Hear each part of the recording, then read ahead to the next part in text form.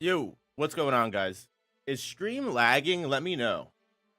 Cause right now YouTube is on some other stuff trying to tell me that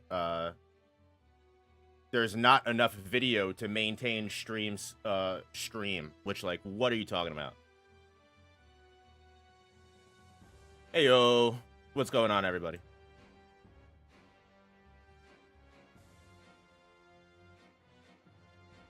So yeah, I guess just let me know if there are any problems with stream.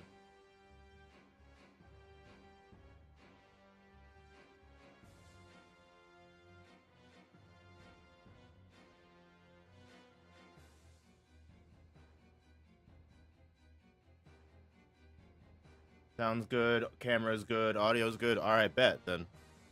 I don't know what YouTube's talking about. So I'm already seeing opinions in the chat. So I just want to let everybody know right now. I think everyone's got a fair shot at this. I know a lot of people think Cartoon Network is a little tilted, but I have to disagree. Nickelodeon's got some tilted characters in and of itself. And the way that I have constructed this Tournament of Power, per se, I think it will work in everybody's best interest and make a lot of sense. Also, thank you to everyone who noticed we are close to 100,000. Yes, we are super duper close to 100K. That's why I got the little countdown in the bottom there. We are only at 100 away. We're super close. Hope everyone's having a good day.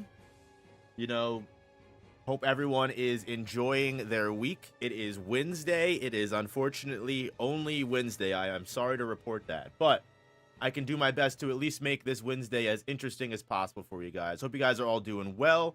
I'm sending you the best possible amount of Spirit Bomb energy.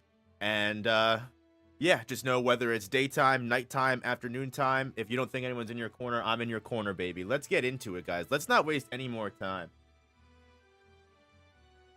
Appreciate all the love. Appreciate everyone mentioning the 100K. We're super close. Hit that like button. Helps the stream way more than you know. But let's get into it, guys. So, I do have some wheels here. The sacred wheels, as you know. Anyone who's been around here long enough in this community knows the sacred wheels are untouchable. Whatever the sacred wheel decides is what happens, right? So, you can just hit me with an actual spirit bomb, please? Absolutely not, Tiberius. You're too valuable for that. The world needs more people like you. Can't let you go too easily.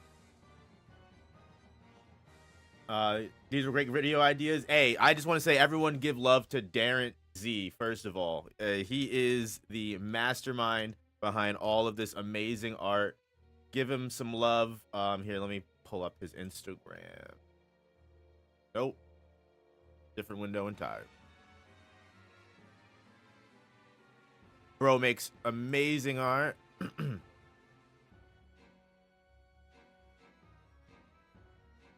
He made Organization 13. He made Nick Jr. Homunculi. Like, genuinely, it is insane, the kind of artwork that that bro puts in. He does amazing work. So please, please, please give him some love. His links and everything are in the description. Oh my god. What is Instagram trying to do to me?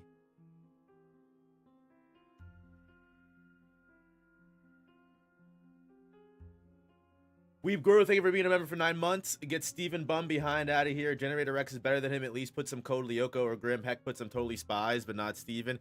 Hey, listen, I'm not the one that made the artwork, but dude did a great job. I'm not gonna criticize his picks at all. I'm sure everyone would have their own Cartoon Network Akatsuki or Nickelodeon Espada.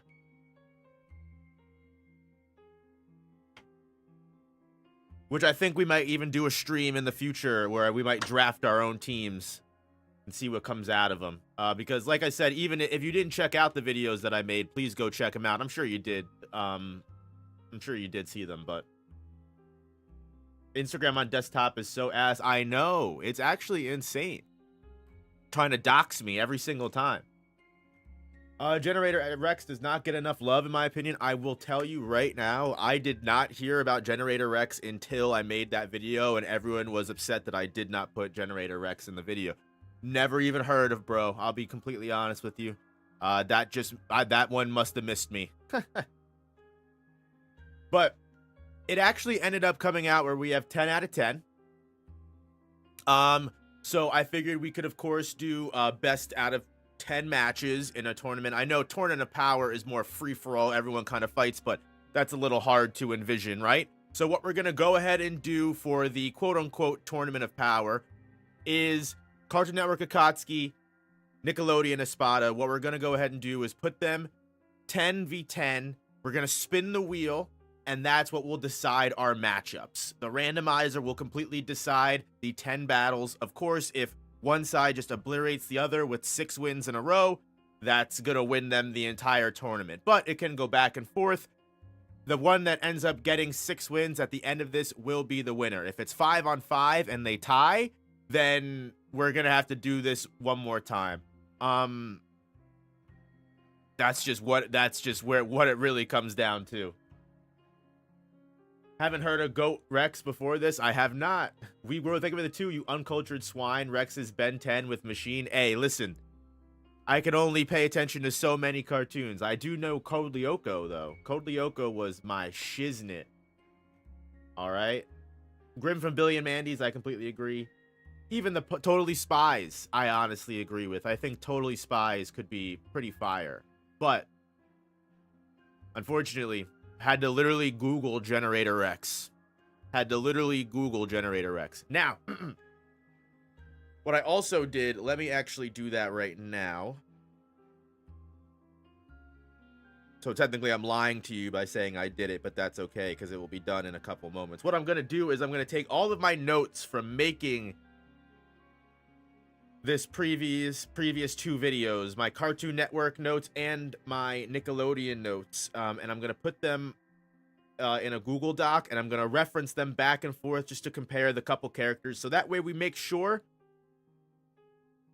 everything is taken into account in these battles, and certain people just don't get glazed over or glossed over, or just be based off my memory and what I remember from certain shows.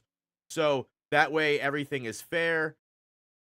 And then, of course, we have you guys here as a second party that will be able to concretely fact check me as well if I am glazing too hard or just not making any sense whatsoever, or if there are feats that I'm completely missing that you guys need to fill me in on, because there was a lot of stuff about certain characters, like I think about Danny Phantom, that he had a lot more feats in the comics that I never knew about.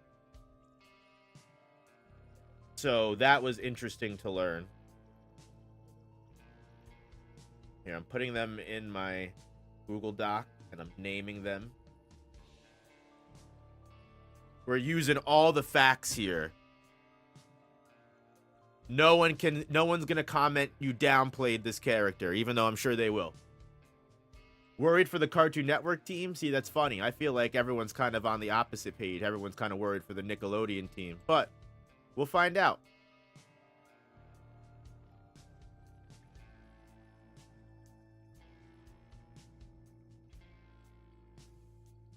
All right. And next, of course, we have the notes. The note page.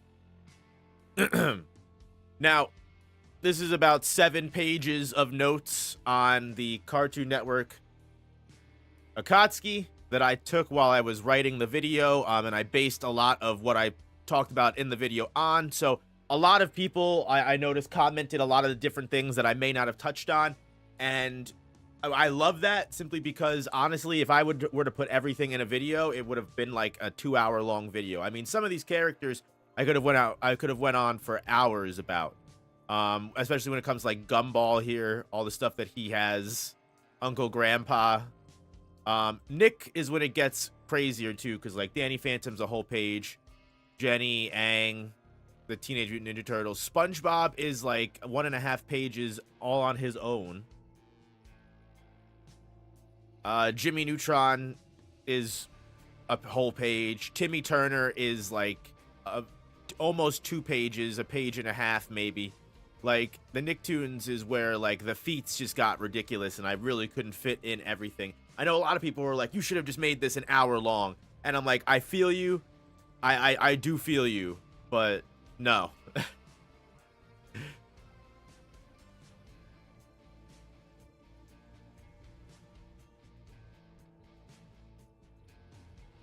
You could make your own Cartoon Network Akatsuki or Nick Espada. What would you choose? Like I said, I definitely think we're gonna have to go ahead and do a drafting stream soon.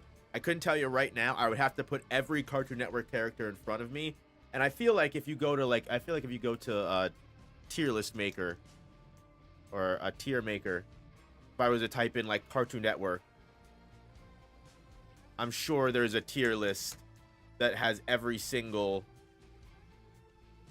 Cartoon Network character. Yeah, Cartoon Network original shows 1993 to 2024. You know, so I feel like we could definitely make a whole stream out of that as well. But first, this is relevant. Let's do this now. Thank you all for being here. I sincerely appreciate you. Hit the like button if you haven't already. And let's roll these wheels. Are we assuming all these characters are at their strongest? Yes, all of these characters will be at their peak form. All of the feats that they've ever done will be applicable in this battle. It's literally like their peak composite, like, best possible form. Best possible form. Also, shout out to you, Noah, for remembering Backyardigans of that. You mean back at the barnyard? Oh yeah, man. No, the back at the barnyard, the I won't back down scene, peak fiction. But yeah, I would never forget that. Impossible for me to beat that. Wait, where's Scooby and Bugs? Oh my gosh, new draft. Yeah, thank you for the 2, Weeb Guru. Yeah, I think with popular demand, I think I'm probably gonna do the Boomerang BG9 and the Disney Phantom Troop. I think a lot of people wanted to see that, so I think I'm definitely gonna go ahead and add that, add those couple of videos in. I'll probably do some more research because as you can see, the research for this, you know, a lot of people were like, oh, you chat GPT the script. I'm like, bro, I wish I chat GPT the script. It took me 2 whole days watching different cartoon shows and researching and looking through wikis and just doing everything I possibly could to take down all of these different characters' feats. Like, I wish I just chat GPT'd this script. But yeah, so like I said, I don't want to forget things, so I have all of the notes and everything that I took down, or at least everything that I thought was important enough to take down, for every character I possibly can. And then we'll just compare them. So let's stop wasting time. Let's just get into it. Let's roll this motherfucking wheel, baby.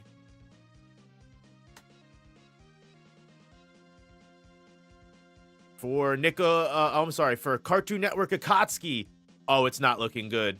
Oh, it's not looking good. Oh no. Gumball. Gumball is here. Okay.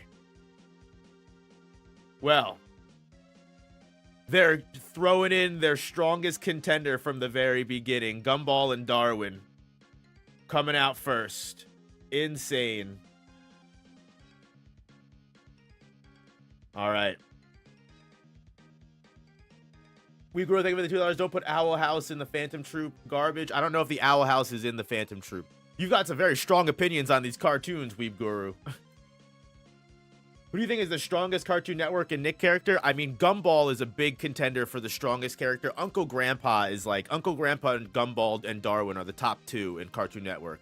I would say top 2 are definitely Timmy Turner. Timmy Turner is like definitely the number 1. But let's see. We need a heavy hitter for Nickelodeon here. Let's go. Fingers crossed for the Nickelodeon side. Who can we get? Who can we get? Can we get Timmy Turner? Or is it... No.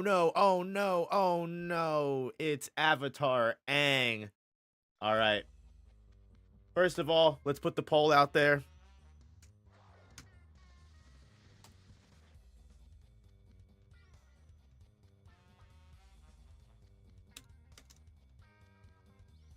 It's not looking good for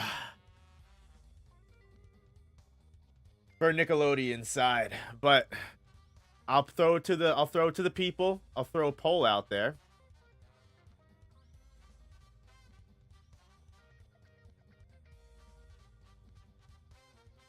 Just putting Aang's picture there before we get into the discussion. I like the picture I chose of Aang. I just tried to be simple, and I was like, you know what? Fuck it. All right. So, Gumball versus Aang. I mean, yeah, everyone in the chat is kind of making it very clear. Gumball and Darwin are easily able to win simply because Gumball and Darwin have the bare bones base level of Toon Force. Aang is a very strong contender for things. Let's look at what Aang is cooking with, right? Like, let's make it clear that this isn't like. So, like, let's see, Avatar Aang. Avatar Aang can control the 4 elements of water, earth, fire, and air. He can only he can obviously only use water and earth if he has the resources. He can bend others' energy and remove their knowledge or remove their, energy bending or remove their abilities at will, but that probably really only goes to bending abilities, and in going up against Gumball and Darwin, that's not going to do much whatsoever. I mean, sure, like, Aang can astral project into the spirit world, but that's not going to be a good thing for Aang, because if he dies in his spirit form, he kills the avatar forever. So he can never reincarnate. And also, yeah, he's intangible, invisible. Gumball and Darwin are going to be able to attack him if he's intangible and invisible with either Toon Force. I mean, they have just plain spatial manipulation. Like, it's genuinely insane what they can do. Even if you put Aang in the avatar state, where, like, he was able to bring down the entire northern water tribe to its knees single-handedly. Like, again, he fought Fire Lord Ozai, who was, like, decimating entire forests. He was able to block and repel that combustion guy's explosions, who was, like, firing the fucking bombs from his fucking forehead. I'm sorry, someone commented the other day and they were like, you don't need to curse, you can make your point without it. I'm sorry, I'm from New Jersey. Cursing is a part of my vocabulary. It just comes out of me. I can't control it. It will always emphasize every point that I do. Even if I tried my best not to curse, it would come out anyway. So I apologize in advance. If you're watching this with your child, I don't know why you would do that. But, I mean, we are talking about cartoons, so maybe focus on Aang. I mean, so, like, if we were to argue that Aang is at all comparable to the very first Avatar, Avatar Wang, who was able to defeat Vatu, the spirit of darkness and chaos, who was, like, a little cosmic entity, you can highball Aang to, like, potential planetary, ability, or depending on how highly you rank Vatu. I'm sure I've got people that will rank Aang even higher than that. But, like, I mean, just to compare that to Gumball, I mean, just the powers of Toon Force alone. Instantly reformed after being put through a machine that destroyed him into liquid, put himself back together after being broken to pieces, being turned to dust. Like, he is literally to, like, shapeshift himself or, like, control all of his organs. He made his own eyeballs move, or, like, made his different parts of his body appear in other places. He can grow extra legs for speed, shrink and grow. He can literally survive without a heart or a brain. Like, any even planetary level attacks, if we're wanking Aang to that, if that tier, can't do shit about shit against Gumball. I mean, like, yeah, hypnotize others with his pocket watch. He can manipulate his own gravity. He can kill Aang just by being in a bad mood and glaring at Aang. He can make full-on imagination weapons. Can cause people to spontaneously explode. Remember everything despite being stuck in a warped timeline. Like, even reality-altering abilities, like universe-changing effects, don't affect him. They do still feel pain. Yes, they do still feel pain, sure. But also at the same time, like, depending on, like, Gumball's just a level of, like, care about anything, like, when the Gumball family went broke, it literally just, like, drove the entire world and universe to just, like, corruption and, like, just falling apart. Like, Gumball is the pillar of his universe. Like, if we're talking about Bleach, Gumball is, like, the Soul King. Like, if Gumball dies, the universe, or if Gumball just stops caring, Gumball, the entire universe just collapses. Now, if we're fighting on equal ground where it's not Gumball's universe, sure, whatever. But this is also a character who, like, busted through the fourth wall and, like, rewound time all the way to the very beginning and and fast forwarded time all the way to the end of the universe. Like he reached enlightenment after eating too much sugar. I didn't put this in my notes, but I did see this while I was editing. He's literally went Super Saiyan before. I guess I missed that fucking episode, but Gumball literally went Super Saiyan, which how of an amplification is Super Saiyan? 50 times multiplier! 50 times multiplier on top of whatever the fuck I'm yapping about already. If Gumball goes seriously, Darwin can also go Super Saiyan as well. Like, they literally used, like, a death note. It was, like, for, like, fanfic writing, but, like, Gumball was literally able to just, like, kill people or put them together. Like, I'm sorry. How long is the stream gonna be? I don't know, until the Tournament of Power is over. But Gumball can use the TV remote to control all reality at will. I mean, yeah.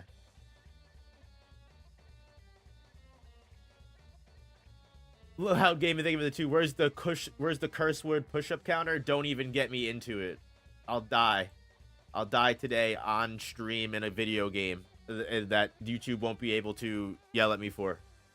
We were thinking with the $2. Adult Swim 12 Moons would go crazy, bro. Rick is number 2. Yeah, he put Rick in the Organization 13. The 12 Moons he did PBS, I think, which was really cool. Darren Z, check him out. Seriously, can't shut him out enough. Aang takes away Gumball's Toon Force. Does he though? Loud can't even think of the 2. Toon Force is so busted it almost has 0 weaknesses. Yeah, that's kind of what I mean. It's kind of unfair. He ate himself into nothingness. He can buff himself with steroids. Yeah, like, I'm pretty sure Gumball trained Richard to be buff in, like, a single moment. He has his whole political correctness, and then he has he can build up his toxicity, vice versa. Yeah, I think it's pretty obvious. Gumball clearly takes the W over Aang. Even if you wank Aang to, like, his strongest level, it's impossible. It's literally impossible.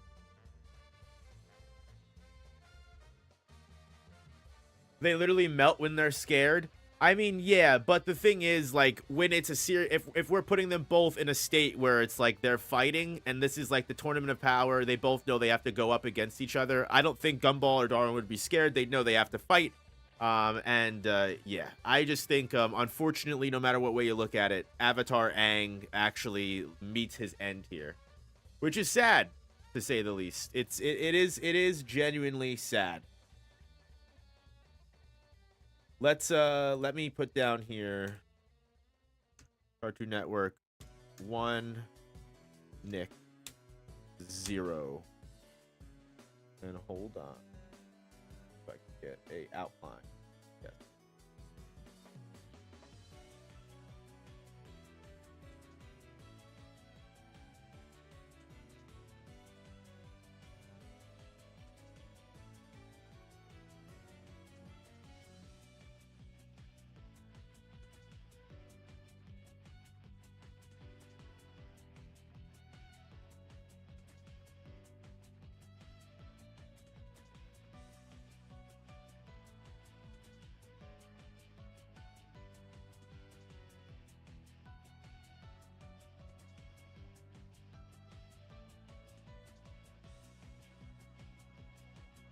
Oh my god.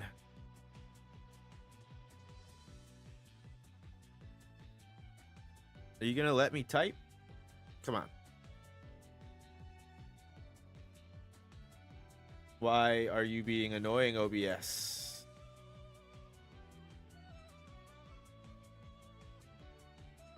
Oh, I guess I can't go higher than 20. Okay, that's fair. That makes sense. All right, so that's a win for Cartoon Network. Didn't Gumball stop time? Exactly. Exactly, Jesse. So, yeah, and the people have also spoken. Avatar Aang, 10%. Gumball, 90%. No chance.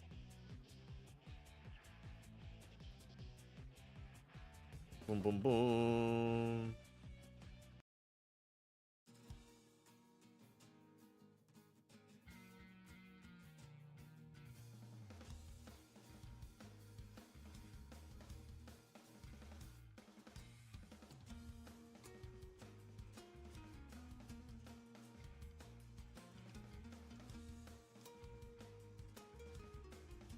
Thanks. I saw you in the chat. Thank you. I responded to my text. Thank you. Love you. Have a good day. Thank you, Loud Gaming, for the 10 gifted members. We love that. Let's go. Yeah, in the Avatar's memory. Yeah, that's literally rest in peace, you know, shots out to the dead homies. Would Korra even this fight out? The worst part is no. The worst part is no, it wouldn't. It would not. Okay.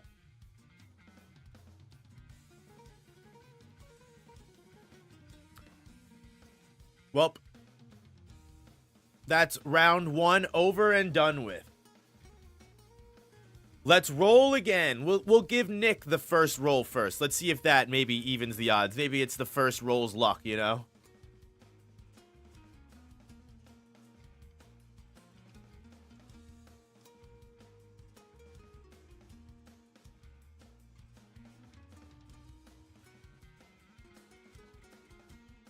Timmy Turner, let's go. Okay, based. All right, Nick's coming back.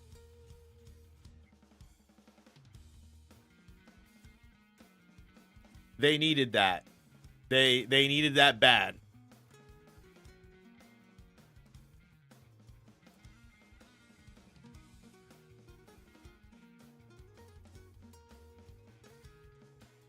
Okay. So we've got Timmy, Cosmo, and Wanda. Is Cartoon Network going to be able to pull Uncle Grandpa here? That would be wild.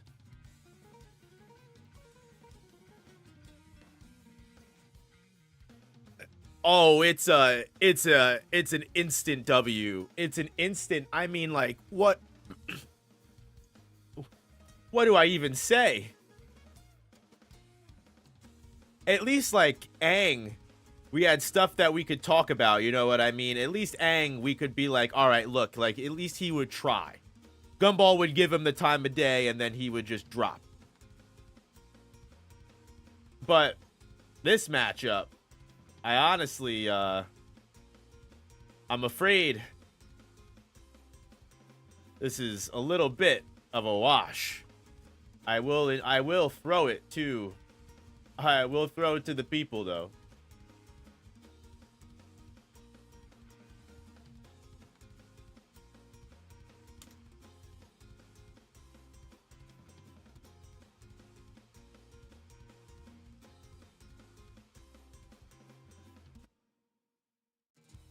Starting out with W's on W's. Yeah, literally. Why is Wirt even here? Hey, he was on the roster. He was on the roster. I mean, it's pretty clear who wins this. I mean, even throwing it to the poll, Timmy definitely wins. Play the Timmy Turner song by Designer. It's so funny because that's immediately what I thought of thinking about freaking anime Timmy. If I wouldn't get a copyright strike from Designer himself, I would. Why y'all switching up on Wirt? I mean, someone in chat, throw me a defense of Wirt. I mean, let's see. What can I even say? Wirt stood up to a paranormal entity and escaped its grasp, and that's when, like, I guess, like, he outsmarted it. And he didn't fall for its tricks. And I guess a lot of people in my comments were like, oh, well, this is a Wirt, so, like, from Purgatory, so Wirt isn't able to die. Or, like, I saw someone be like, this is a creepypasta version of Wirt that devoured the beast and took all of its paranormal abilities, and now it controls the entire forest. And I'm like, bro, no. Absolutely not.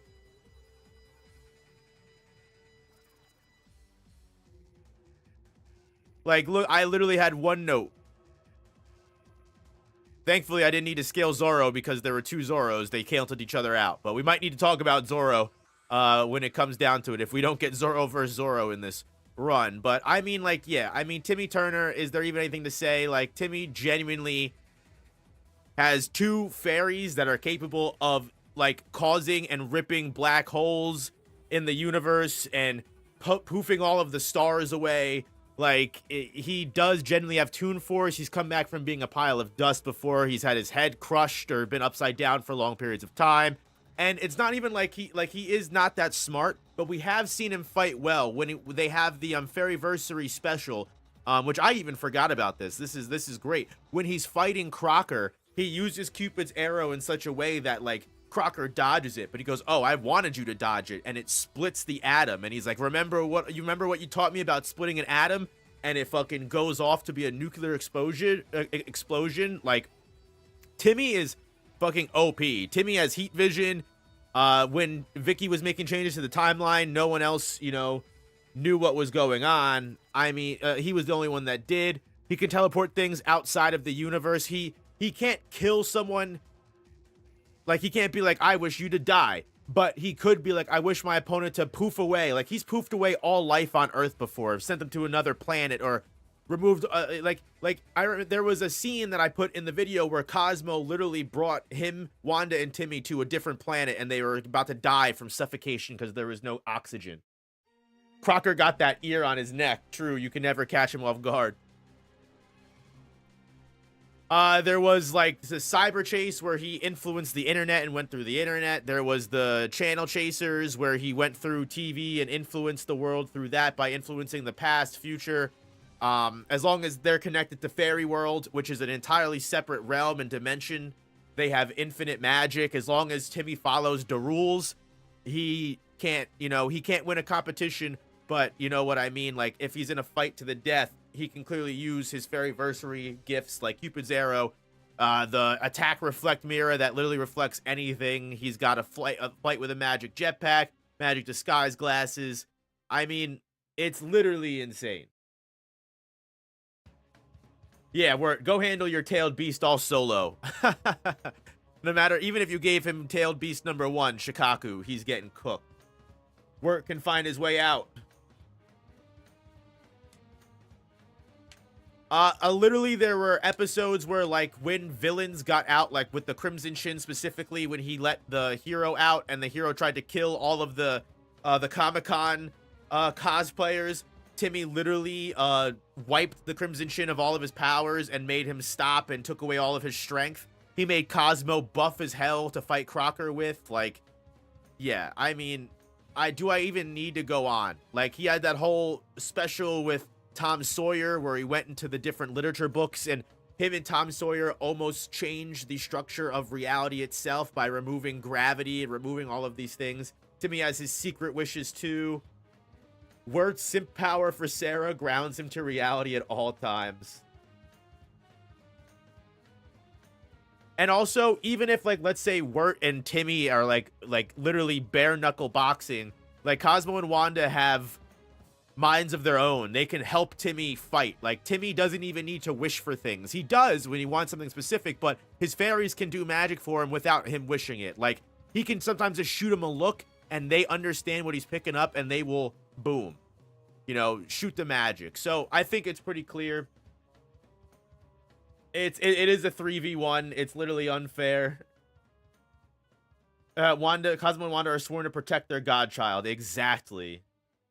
They will always fight for him. So yeah, unfortunately, I'm surprised Wirt be getting all these votes. What are you guys even saying in chat? Who do I think is the weakest Cartoon Network character and Nick character? Wirt is the weakest Cartoon Network character. Tommy Pickles is the weakest Nick character for sure. Even if this was a 1v1, Timmy has more battle experience. Yeah, even if you put this as a 1v1 with Timmy with just his Fairyversary gifts and not having Cosmo and Wanda, it's an instant W. The only way to stop Timmy is by making sure he doesn't say the words "I wish." And like I said, even then, like, Cosmo and Wanda can still help him. So yeah, it's pretty cut and dry. Wirt gets literally rolled over. Literally rolled over. It's unfortunate. It's sad to say. But you know what? Nick needed that W, though. They really needed that W. Yep, and the people have spoken. Timmy wins 83%.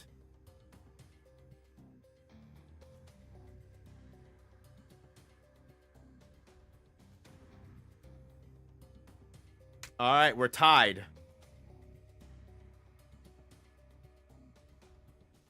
Timmy still has that muffin from his Fairyversary gifts. Oh, true. The muffin. That's right. I forgot about the muffin.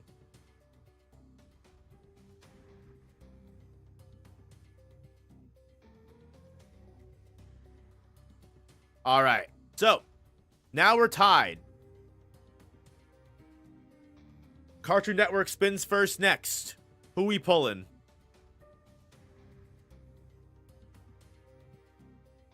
Aw, shit. Oops, sorry, I didn't take the pictures off, but Zoro hit it. We hit Zoro. Let me prove it. Zoro. So, Cartoon Network could come back here.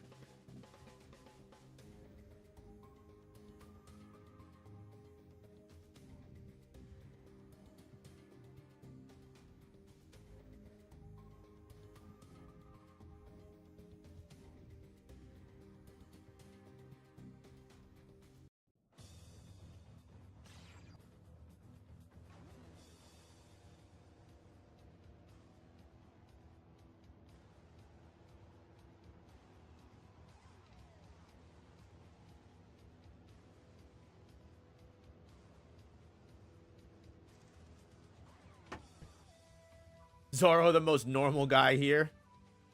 All right, let's see what's going on. Nick, who we hitting with?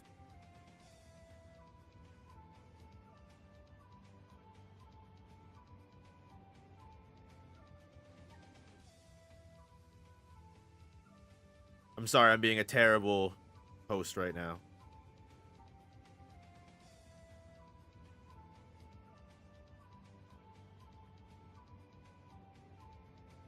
Handling important business.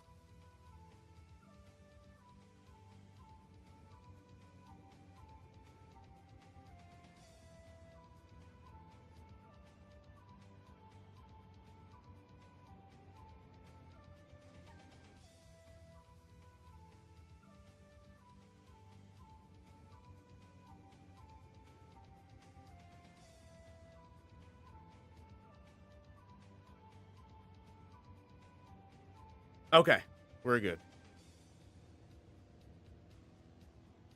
All right, I'm back. The Antonio Banderas version of Zoro instead. I love that. Give Wirt another shot? No. It'd be peak comedy if no operator used that fantastic art for the thumbnail, talked about it as if it were the OP Zoro, and then when it gets to a section of the video, just power scale. All right, let's see. Are we gonna get Zoro versus Zoro? That would be fucking insane. Nah. Oh. Yikes. It's not looking good. We got Leonardo. Just Leonardo. Not all 4 Teenage Mutant Ninja Turtles. Just Leonardo. And I'm sorry. Leonardo gonna learn today. That'd be a cool fight, though. Looks like Turtles back on the menu, boys. Which version? I mean, you could say, let's say just peak version. I don't know. Combine all of Leonardo together. I don't know every single version of Leonardo. I'll be honest here. Although the notes that I did take, let's see. I know that they were all given elemental powers in one version, right? Like, yeah, he received powers from Ho-chan. Capable of using powers like full-on weather manipulation, air and lightning manipulation. He also gives Leo the ability of flight. He can survive a large explosion that destroyed a small building and move fast that it's like a blur. Knows how to strike pressure points. It can heal broken bones using a healing chant and even remove poison. I mean, the thing is, all 4 lost to Batman. You don't want to do composite Leonardo because he wins in that case. How strong are we talking? How strong does Leonardo get here? I mean, I know Zoro, from what everyone has told me, Zoro is like, you know, is definitely faster than light. Zoro's probably like star or like moon level. I know I'm not too sure on One Piece's scaling here. I don't read or watch One Piece, but I have heard whispers from the grapevine about how strong Zoro is. So unless like Leonardo is hitting like planetary numbers and is moving massively faster than the speed of light, I don't know if Leonardo is going to be able to keep up with Zoro. I mean, maybe Zoro gives him a good fight, you know, or maybe Leonardo gives Zoro a good fight, you know, they kind of go back and forth a little bit, and then Zoro's like, all right, I'm going to take this seriously. You're a cool swordsman, but time to die. This might actually be close. Composite Leo is winning easily. How strong is this fucking composite Leo? If it's all versions of Leo, then they can turn into a dragon.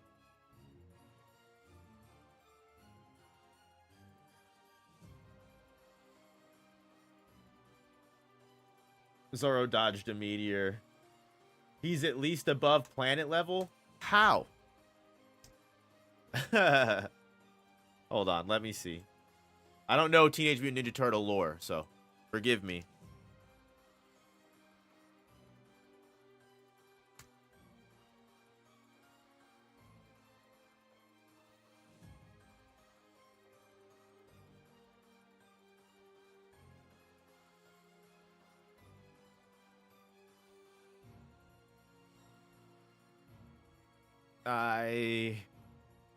Should I go to versus battles? Do I have to?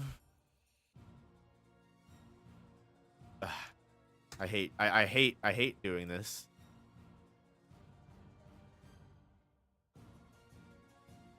Large planet level. The aforementioned Tengu Shredder could manipulate the lunar cycle as well as warp the entire planet. The Krang are capable of poisoning the entire atmosphere of the Earth, and other alien species can create black holes that dwarf the Earth in size.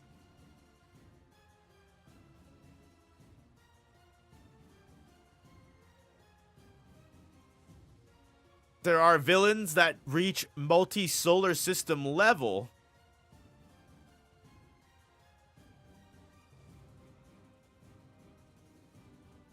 What the...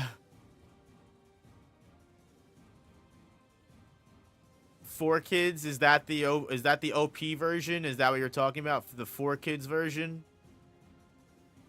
Large, oh my god, he is planet level.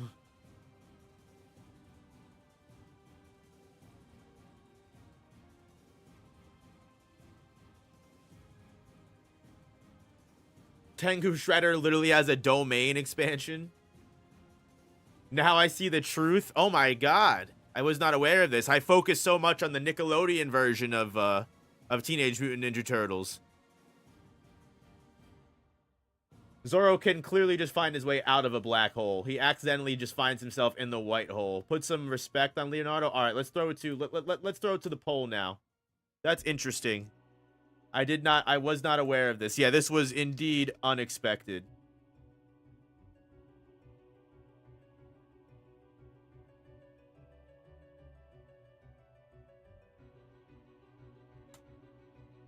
Alright. Clashed with and defeated the Mystic Ninja on multiple occasions, members of which were capable of defeating the Ninja Tribunal with apparent ease. Managed to beam struggle and even temporarily defeat Tengu Shredder in his dragon form. Destroyed an entire army of demons who were all apparently well above the Mystic Warriors. The fuck is Tengu Shredder? I didn't watch the CJ DeChamp video. Maybe I should have. Even before absorbing the power of the Tengu, Orokusaki was far by the most powerful warrior in feudal Japan and vastly above the ninja. Caused a lunar eclipse during his conquest of Japan. Remade the planet in his own image.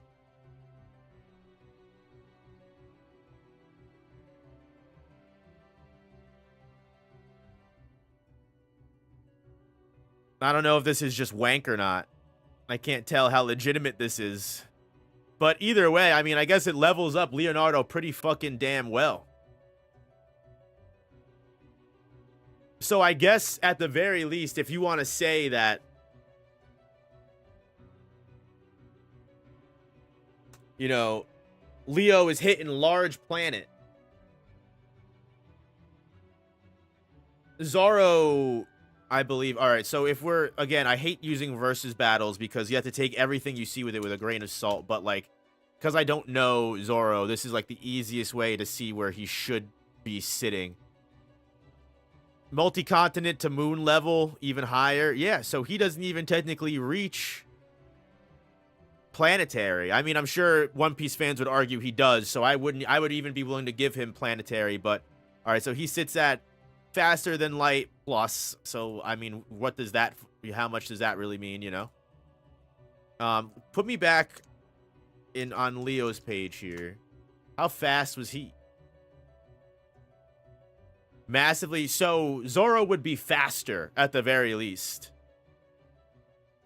We got to use the Nick version. It's only fair. Well, if we use the Nick version, there's not even a point of having this discussion. The One Piece star level stuff was debunked recently. Watch CJ Shredder trial video. I'm going to have to watch that video, honestly. Loud Gaming Negative Vibe. I love TMNT, but I haven't gotten far into the lore. I feel like we should keep it the Nick version, though. I mean, I guess that's fair. We could. If we keep it the Nick version, then Zoro clearly wins. Because I'm pretty sure the Nick version, Rise of the TMNT, was what I scaled. They're like barely even wall level. Like large town level at best.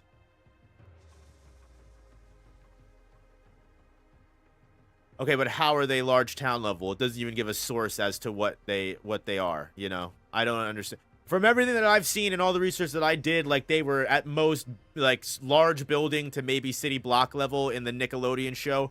Maybe with the elemental powers, they get a little bit larger than that, and that's how they reach large town level, but with no source. I mean, I'm going to need to see feats and backup for that. But either way, I mean, they're not swinging with Zoro if we're using Nickelodeon. That's for damn sure. That's without a doubt.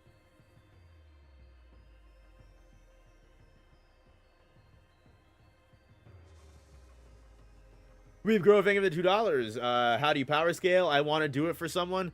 So basically, I mean, power scaling, all you would do is you just take the different actions that a certain character has done and you weigh them against different values, such as like destructive capacity. I mean, how strong other characters are in tandem to the certain attacks that they do. Like, for example,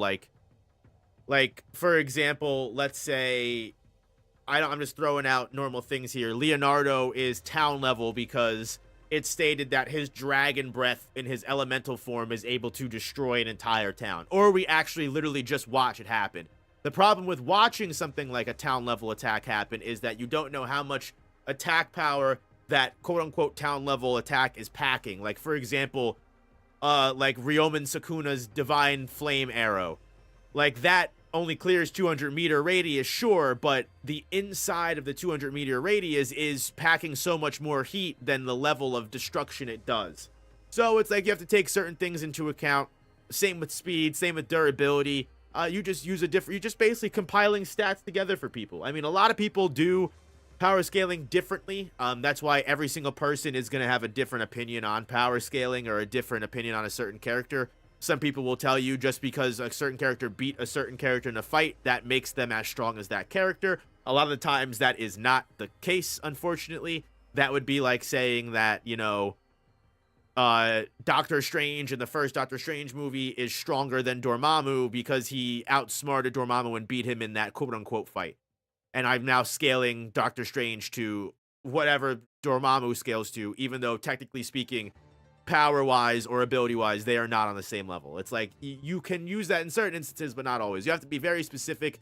I usually like to make sure I have all, like, the research and everything and take every other thing into consideration. I like to, when I'm doing power scaling, I proofread my videos, like, 3 times to make sure that I'm not fucking anything up or double-check, triple-check. It's tough.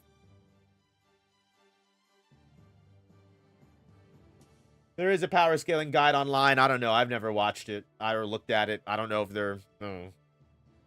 But, yeah. So this is tough. I mean, like I said, if we're using 4Kids version, Leonardo has a pretty good fight. Zoro, in my opinion, probably has more speed, just more experience. And that's tough to say because Leonardo is, you know, fighting some crazy things himself. So maybe that's wrong to say Zoro has more experience. But I feel like we've seen... I don't know. I would probably give the fight to Zoro.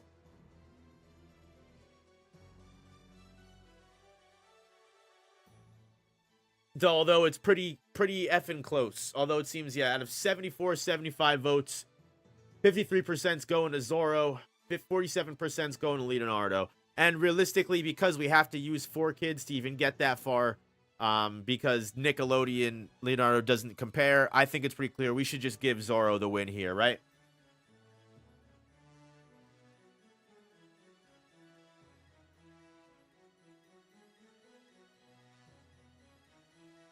So yeah, so unfortunately, we're going to have to give that win to Cartoon Network Zoro.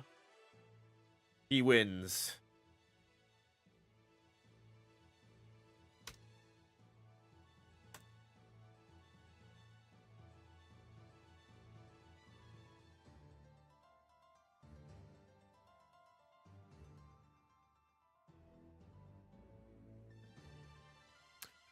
All right. So that was Cartoon Network's spin. Next up is Nickelodeon's spin for first, which the good news is because the Zoros didn't cancel each other out, Nickelodeon does have Zoro to use in another one of these fights. So it's completely possible that Zoro may be able to win a tougher fight than normal, or they might just be able to get a free win. But We've grown, thank you for the $2. Steven is in Solar System. That's just the diamond, not him. Yeah, I definitely wouldn't have. I definitely don't think I would have given Steven Solar System level. I think at best, I gave Steven like at most like maybe not. I wouldn't even feel comfortable putting a level on him. You know what I mean? But at best, I said Steven would be able to fight against the Tailed Beast. I didn't say if he'd win or lose. Obviously, if his duo teammate is Ben, then Ben can help him with that very easily. But I still think Steven Universe has the power to fight a Tailed Beast. Whether or not he wins, I mean, that's clearly up to whoever. But Steven in his pink form and his kaiju form are very strong.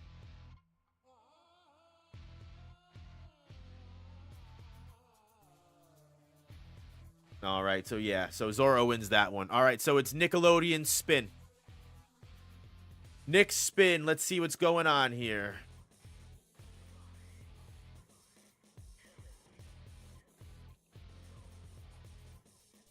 For members, I will still be doing Manga Monday tonight, by the way. If you're a member, I will still be doing Manga Monday, by the way, tonight.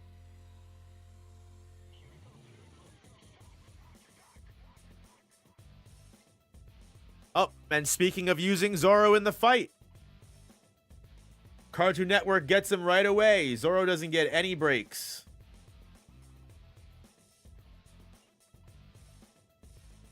Zoro's got to quick do a costume change and show up to the arena. All right.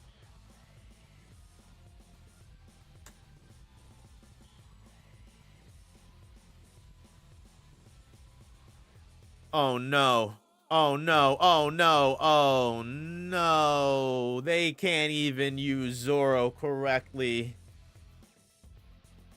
Oh, up against Uncle Grandpa.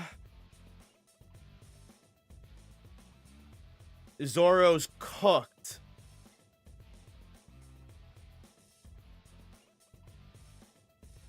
He didn't stand a chance.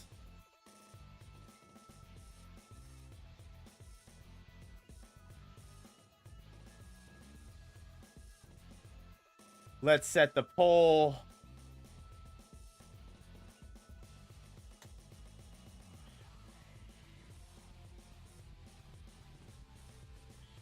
Do we even need to discuss this? I mean, the cool thing is we literally just got done discussing Zoro, so we can kind of just use the exact same feats and everything we just talked about for Zoro here, and then I can go back to my notes for Uncle Grandpa. Now, as everyone in chat is kind of already harking to, Uncle Grandpa is OP. Uncle Grandpa is ridiculously OP. To the point that he might even be above Universal. He's multiversal, and who knows how many Ds his Universal is. But there's a lot of Ds, we'll put it that way. A lot of Ds. It's honestly insane to me.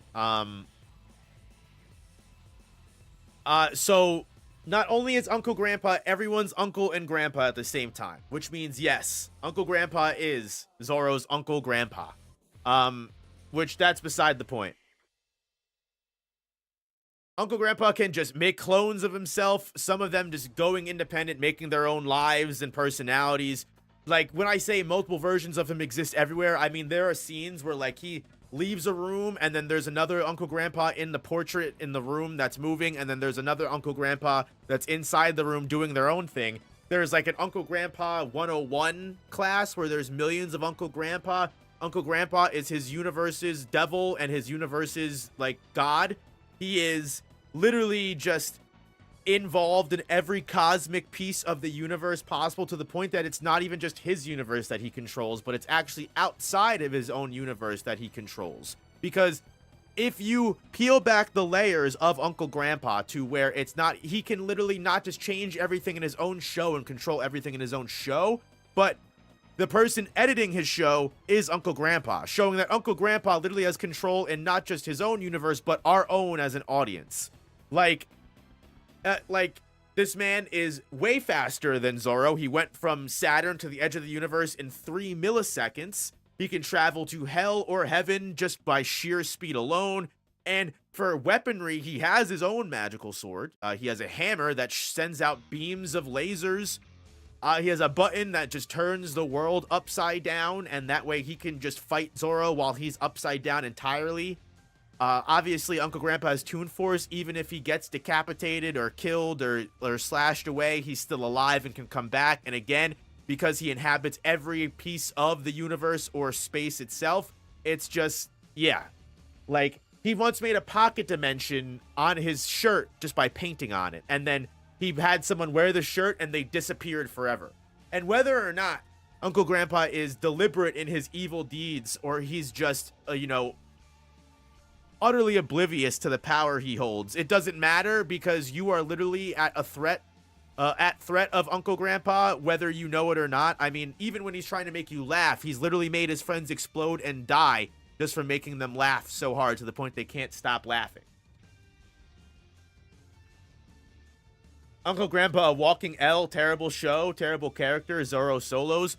Unfortunately, we're not basing this on IMDb ratings for the shows, so sadly, based off feats alone, Zoro gets fucking just honestly deleted. He goes on an adventure with Uncle Grandpa and turns out that he enjoys Uncle Grandpa's time, and then Uncle Grandpa just literally cuts him in half or kills him. Literally, remember the time Uncle Grandpa warped an award ceremony, teleported Steven Universe, Ben 10, Clarence, and other network characters there, and won every award? Like, yeah, he's literally outside of his own universe. He even controls the other Cartoon Network universes.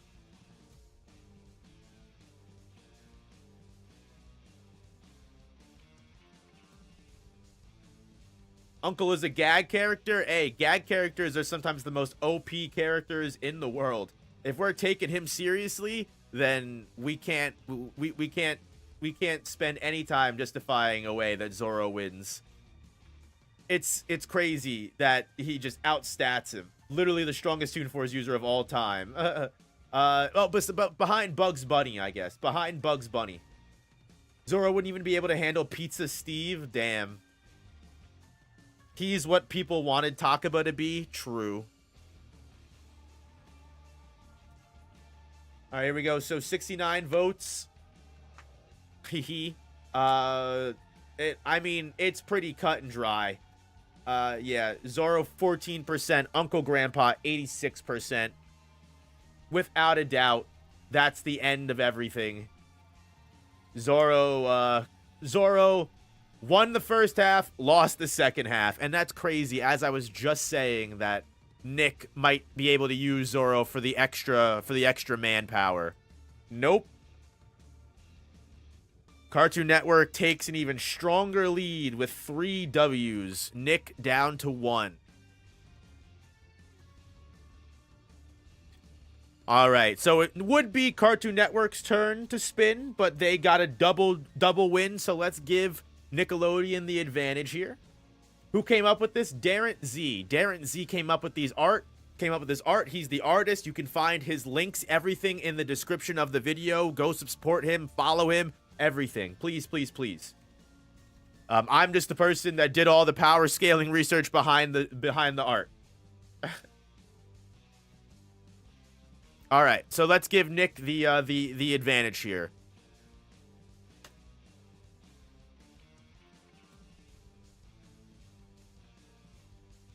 All right, here we go. We needed that. We needed that strong. We needed that SpongeBob SquarePants. Nick needed their heavy hitter coming in. All right, so this could be a good thing or a bad thing. It all depends on who Nick is able to fight. Because at this point, there's only 1 or 2 characters that are able to keep up with SpongeBob here. Only 1 or 2 characters. So Nick can either get dealt with a hard fight here, if it ends up with Ben or Mordecai and Rigby, or they can take out someone like Finn or Steven, get them off the list, so they're no longer a threat to Nickelodeon's lesser characters, or Nickelodeon can take the easy win by getting out Tulip or We Bare Bears, but then they still have the stronger people to deal with. We've grew. Thank you for the dono. The Disney Phantom 10 out of 10 picked the good ones. Yeah, the Disney Phantom Troop did a good job for sure. I mean, he did a great job with all of his art. Go support him. Link is in the description. Let's see who Cartoon Network is pulling for this matchup. Oh no. Oh no.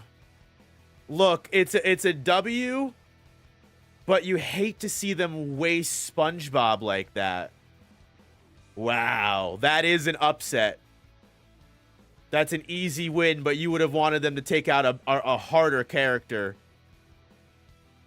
than motherfucking Tulip Olsen. Who? I'm sorry, I've never seen Infinity Train. So, people that were commenting underneath the video that were like, you didn't talk about how technically she has like a cosmic entity if she had them on their side. And I was like, I'm sorry about that. I tried to look up as much as I could about Tulip. I tried so hard to look up everything I could about Tulip and Infinity Train and everything, and all I could find was that she fights with mechs. Apparently she's fought mechs, and then she's also like a skilled coder, and she's like super smart, but she's also like a 13-year-old girl. And SpongeBob eats that shit for breakfast. I'm sorry. SpongeBob SquarePants, for those that aren't aware, is legitimately a fucking universal fucking feat. Intelligence is a stat that needs to go into the discussion. I could definitely agree with that. However, in this instance, no matter how smart Tulip is, it does not matter, because like SpongeBob doesn't need to be smart. SpongeBob has hacks. Not only is SpongeBob's Toon Force like insane, where like SpongeBob has literally like been nothing but a brain. He's been reduced to piles of ash. He's been just eyes talking. Like, SpongeBob has insane Toon Force. He's essentially immortal. He can just absorb anything, like not just water, right? Like a sponge. He's absorbed actual full-on meat before. Like, SpongeBob can absorb probably humans themselves and convert them into his body, which he has literally done before to the other people in Bikini Bottom. There's a comic where he hugs Patrick so hard, their molecules and cells literally conjoin and then become a fucking Cronenberg monster, and then they slowly start assimilating the rest of Bikini Bottom into his body. Yeah, you heard what I said. Yes. Pause, no pause. He absorbed meat before, all the meat. Also, SpongeBob is like has perfect senses. Like, even here in my notes, like he can see fine details from 20,000 leagues away. Notice walls are larger than the other by 5 nanometers in size. He's cleaned subatomic particles before. He's reflected attacks like the snow mollusks, icicles, or man-raised energy attacks. He can use his spatula like a shield or a sword to cut through any mechs that, you know, Tulip summons or whatever. Like, he breaks the fourth wall. He breaks the space-kind continuum by separating himself and cloning himself and duplicating himself, and also just teleporting and appearing in different places or appearing in multiple places at once, invading people's dreams, just reading people's minds, intruding on people's inner monologues.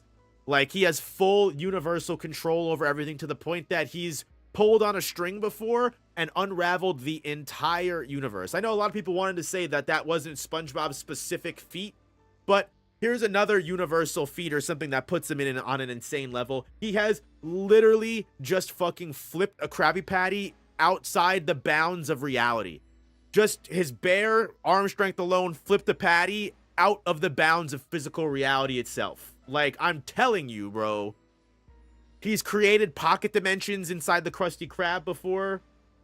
Like, and I think something that's very important that is so funny to mention and you can never take away from anything that SpongeBob has is SpongeBob is literally immune to death. When I say SpongeBob is immortal, you could argue it's Toon Force, but also to the point that the Flying Dutchman doesn't want anything to do with SpongeBob and reincarnates him every time he dies. Like, every time SpongeBob dies, the Flying Dutchman revives him because the Flying Dutchman hates SpongeBob so much he'd rather keep SpongeBob immortal than let him die. And on top of the fact that, sure, he died in the first movie, it took a single tear to bring him back. So let's counter that right away. And I will also tell you immediately, I will also tell you 110%. I had something in my mind and I completely fucking forgot it. Completely forgot it. He's worked for all eternity and remained alive as he's a skeleton. Oh no, I'm making sure he gets his investment of time returned on looking all this up. You bet your fucking ass, Tiberius. This is literally just like Pokemon where you send out your weakest to buy time to heal your hard-hitting ones. Literally rewrite. Literally. This is unfair. Like, Cartoon Network slipped out like their easiest win. Like, yeah, SpongeBob's like a karate master. I mean, I don't need to glaze SpongeBob any more than I already have. Like, it's relatively clear he beats Tulip. Because not even just that, but this is what I just remembered it. SpongeBob has what's called supernatural luck, which if you've ever seen this happen before, anytime someone tries to hurt SpongeBob or do something bad to SpongeBob, they inadvertently end up hurting themselves or driving themselves to madness. Remember the first movie? Remember Dennis? Remember, no matter what Dennis did, he somehow could not beat SpongeBob and Patrick. No matter what SpongeBob and Patrick did, they couldn't get eaten in the trench, as they were, now there were men, you know, that whole thing. Like, Squidward's thrown and tried to do multiple things to SpongeBob, like kill him, and it didn't work. Oh no, what just happened?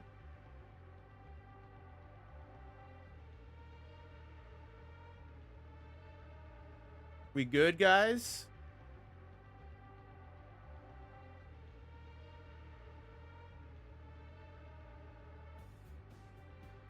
Are we good? Did stream come back for a second? I think my internet went out for a second. That was weird.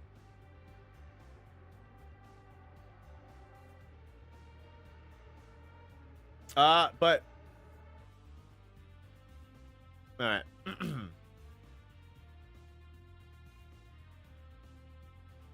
That was SpongeBob. Yeah, exactly. So, like, no matter what smart way Tulip tries to figure this out, it's just not gonna work, unfortunately. Simply because everything she tries will fail, and SpongeBob will just be able to get one over on her, even though he's not even trying. So yeah, I'll put it to a vote, but just so no one can say this isn't a democracy.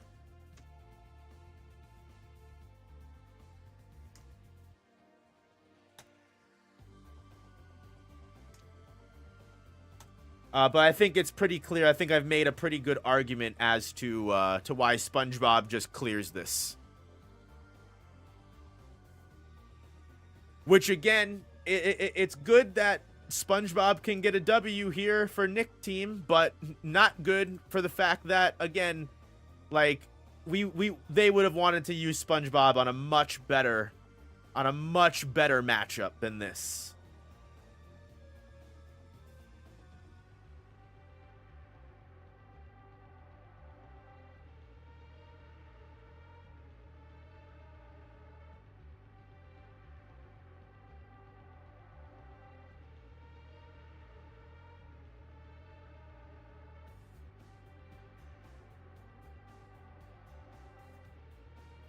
Let's see, the votes are coming in. The votes are coming in. I will say, if you're voting, if you haven't already, hit that like button. They should be right next to each other. They should be pretty close.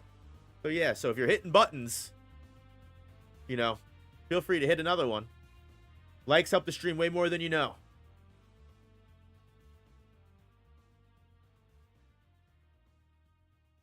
Now Nick has no one to counter Ben 10. Yeah. It's not looking good.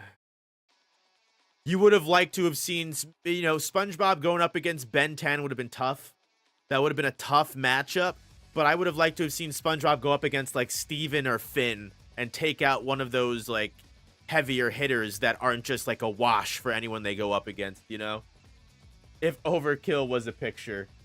Yeah, and it looks like, I mean, even with 50 votes coming in, there's no way Tulip's coming back. I mean, I think we can just close the poll now. We don't even have to waste much more time on that. I'm saying it now. SpongeBob would have beat Ben. Damn, we'll never know. Yeah, so SpongeBob wins 89%, Tulip 10%. Pretty clear who the winner is on that one.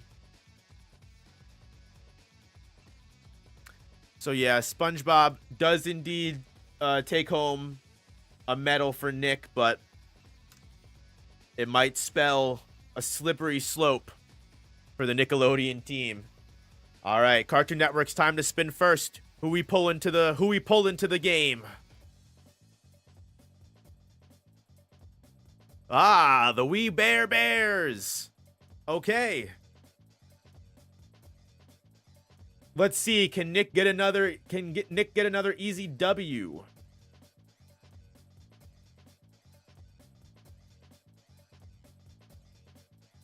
Can Nick get another easy W?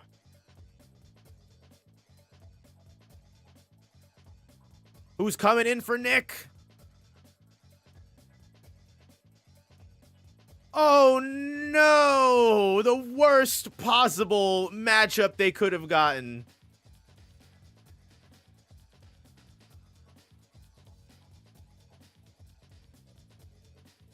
Wow. Who would have thought I would have live streamed 3 bears mauling a baby? I never thought this would be the career path I've chosen. But here we are.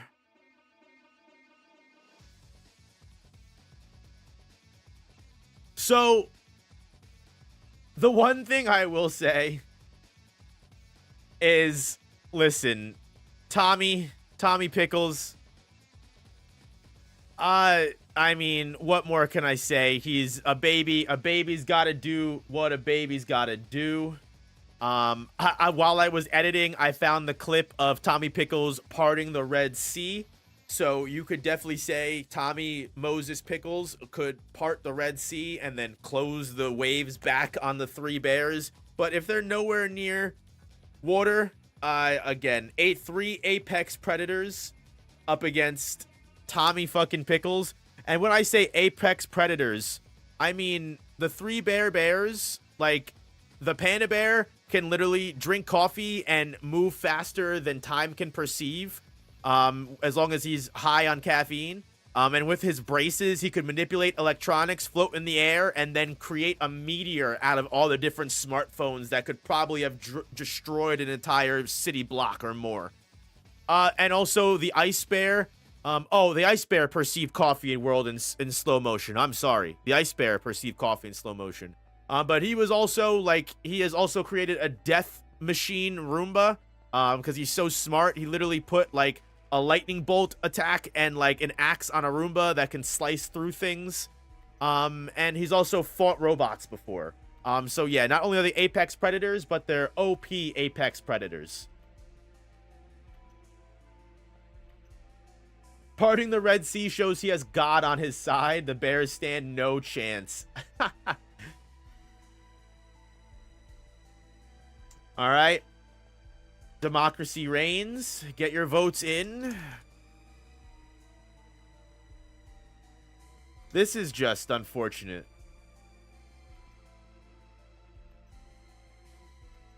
I like to think that instead of fighting, they go on an adventure and just say the Bears won. True. Yeah, no death has to happen.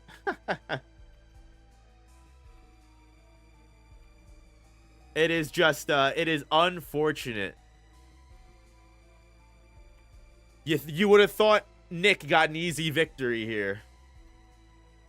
You would have thought Nick got the easy victory here.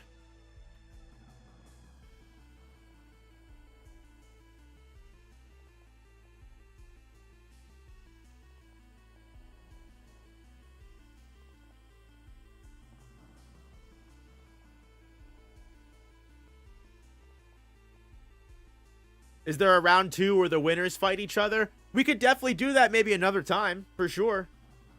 We could do like a semifinals. A Reptar mech would have gone hard.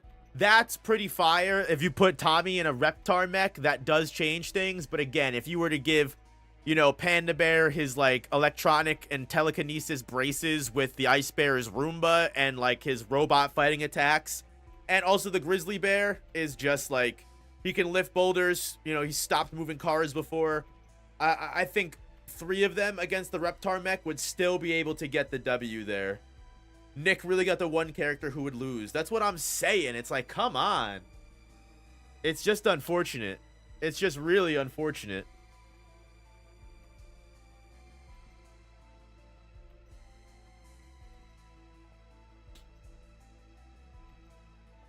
So out of 50 votes here, 66% We Bear Bears, 34% Tommy Pickles. I'm gonna let a couple more votes pull in because technically Tommy could still win this. We've got 136 people watching. We got plenty more votes that could trickle in. Come on, guys, get your vote in. Could have picked anyone else better for the Nick side. Again, I'm trying to get my managers in contact with Darren Z's managers so we can get in contact for these rosters for the future.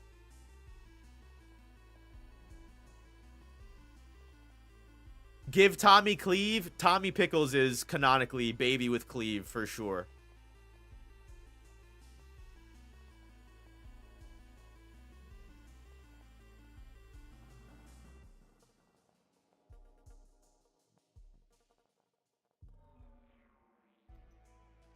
Come on, come on. Let's at least get half of the viewers. 133 people. Let's at least get, you know, 66 votes in there. You can do it. I believe in you guys. I made that edit of Tommy with no Zarashi. Oh my god. Don't use democracy to determine easy wins. Hey, listen. Gotta have another judge. I can't be impartial here. Here we go. 65 votes. We got it. We Bear Bears. We already knew the answer, though. Ice Bear has Thor's hammer. I mean, sheesh. Just make it more of a massacre. Why don't you? All right. So Cartoon Network keeps their 2-win lead, and they're edging closer to victory. That was 2 bad matchups in a row for Nickelodeon. 1 on just bad use of a heavy hitter, and 2 on just getting a weak matchup from Cartoon Network. One of the few that exist left. And yeah. Check Discord DMs.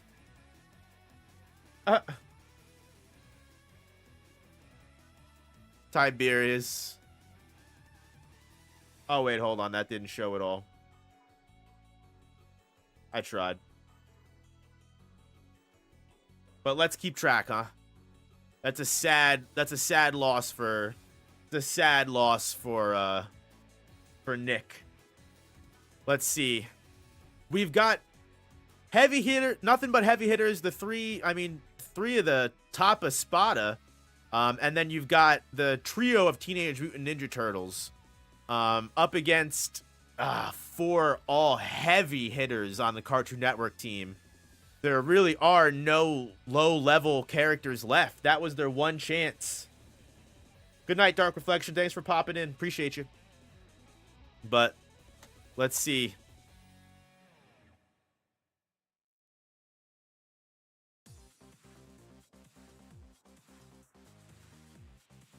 Oh, right on the edge there. I covered that fucking slow roll, but that was super close. That was almost Teenage Mutant Ninja Turtles. But we got Danny Phantom.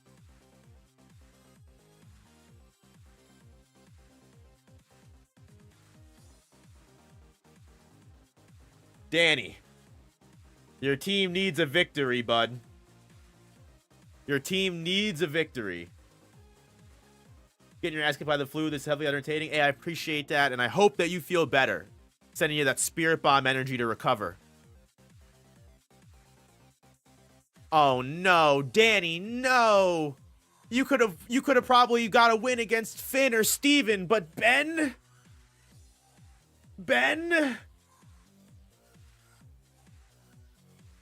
Oh, fucking A, man. It's just bad matchup after bad matchup. They can't catch a break. This could be close.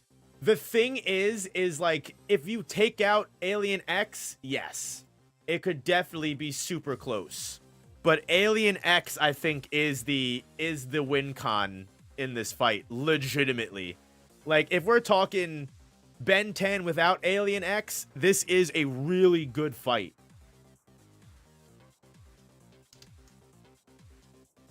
But I think the fact that Alien X can literally just rewrite the universe and just unthink Danny out of existence. Danny's, even if you want to say Danny is universal, because I've even had a bunch of people arguing against me that Danny isn't universal. He's just beaten characters with universal feats, which I'd be willing to admit, although I have had people tell me that in the comics, Danny has had feats that make him universal.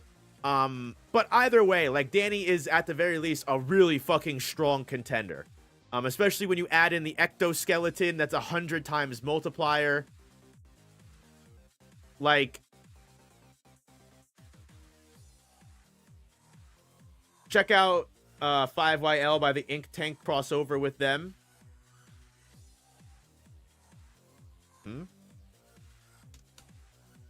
I don't even know. Oh, it's a show. Or it's a... Oh, it's been 5 years since Danny Fenton. Oh, is this like, oh, that's cool. Is this like a continuation of the series? I've never seen this before. That's cool. I gotta look into that. That's really cool. 5 years later by the Ink Tank and Danny Phantom canon. That's cool. I only watched Ben 10, so I'm biased. You gotta watch Danny Phantom. Danny Phantom was a great cartoon. Love Danny Phantom.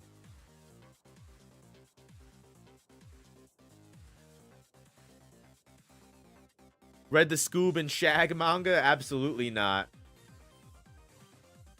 You should do more things like this, but with video game franchises, it would be fire. Yeah, I'd be down. I want to start diversifying for sure and add in much more content. So the cartoon stuff can only go so far. So I want to do some more video game stuff too.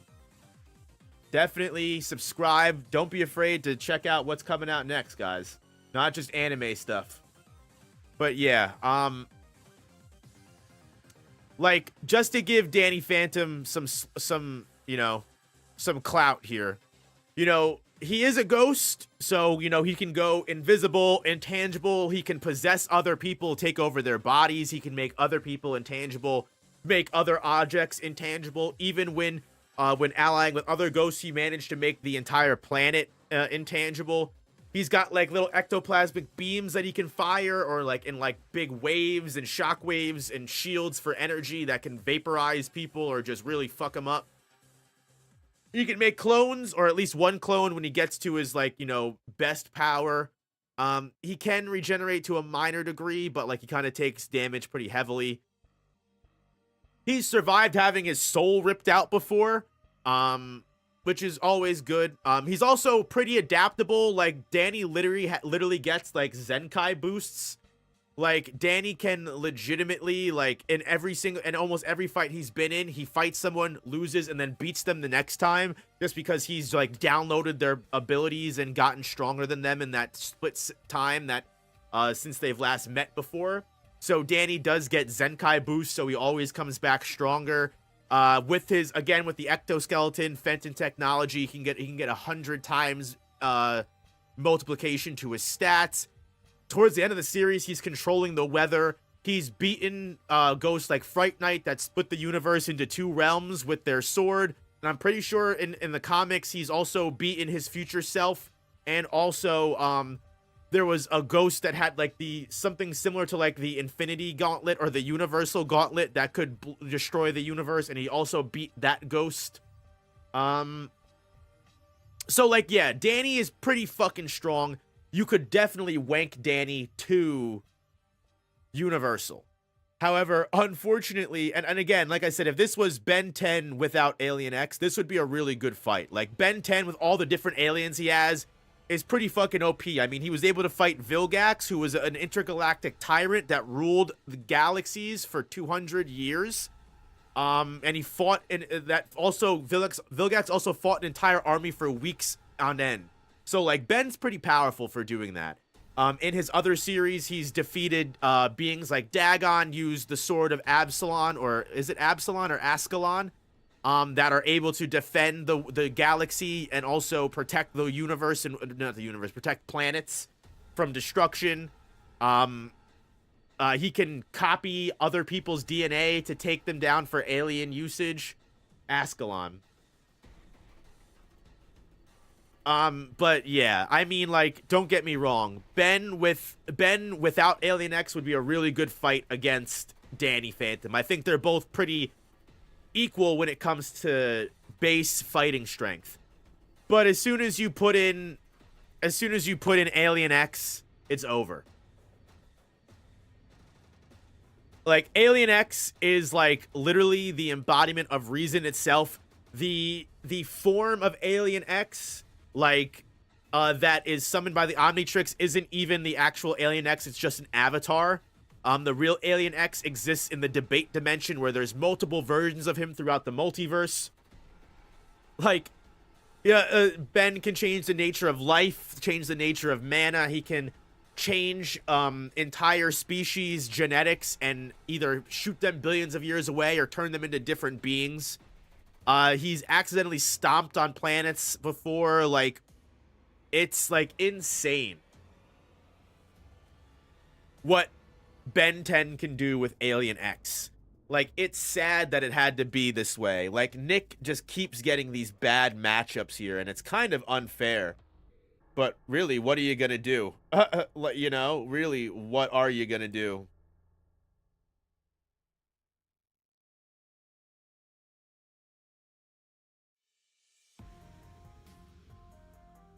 Yeah, Ben has an answer for all of Danny's powers. Yeah, Danny is a good fighter, but again, like it was just said, just can't win. Not gonna lie, he's not speaking facts, and I can't understand. I mean, I'm just giving everyone, you know, a fair share of you know, their time in court. You know what I mean? I would hate to make this stream 30 minutes long and just say, oh, this character beats this character next. That's not really entertaining, right? So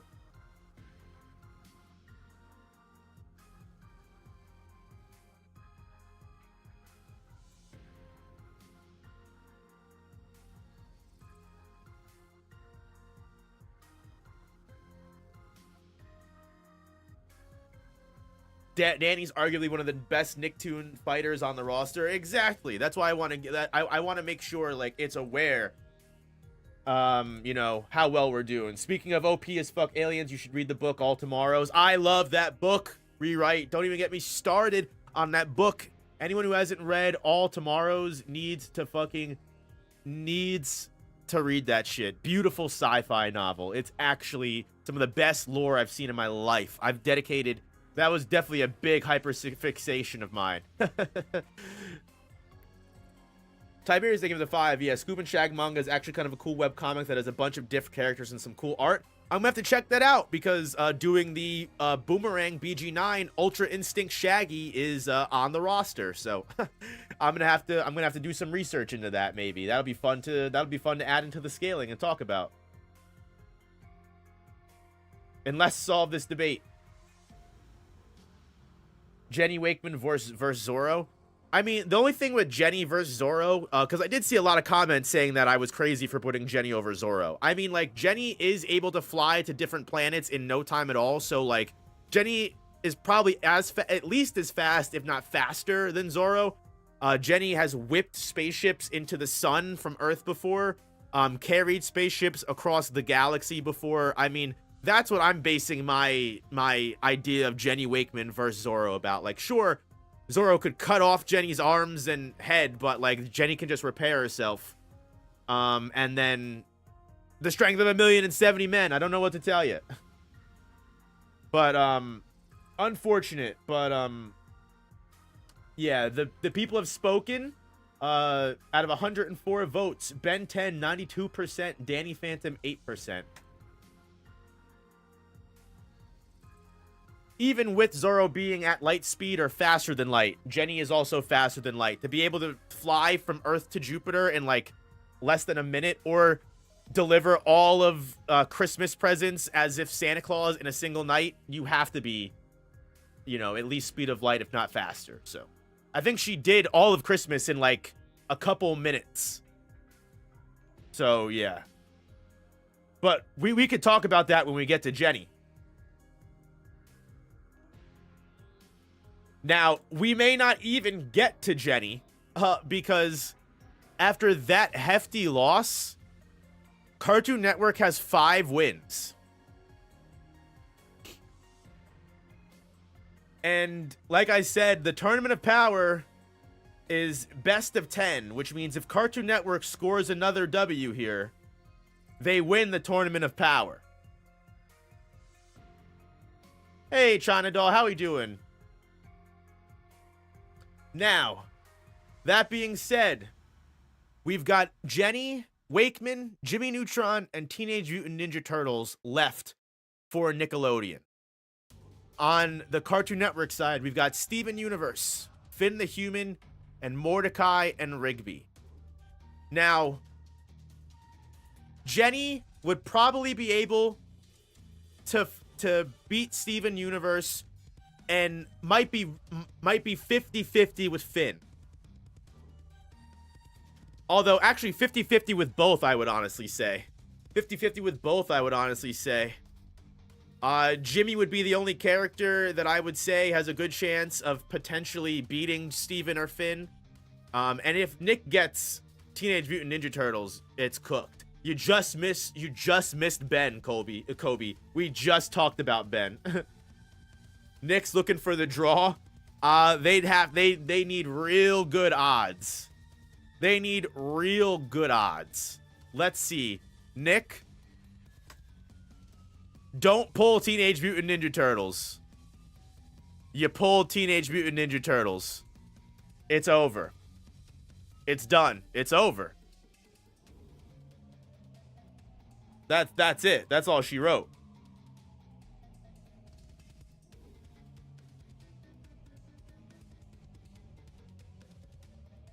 The Tournament of Power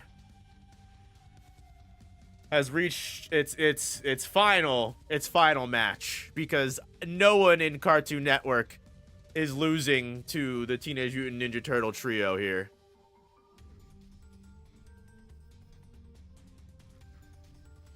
We've got Finn the Human walking into the ring here.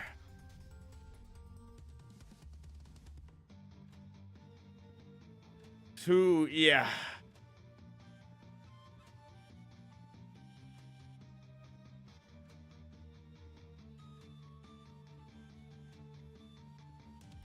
Finn the human would most likely be able to defeat the trio of Mikey, Raphael, and Donatello.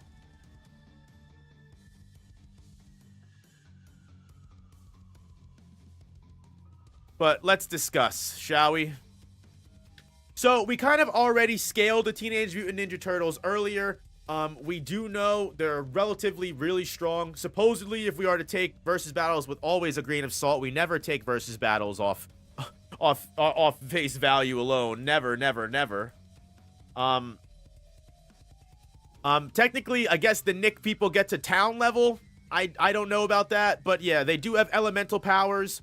Leo, they have weather manipulation, air, and lightning, but that's just with Leo. Donatello's the smart one. He uses the staff. Raphael uses the size, as everyone corrected me.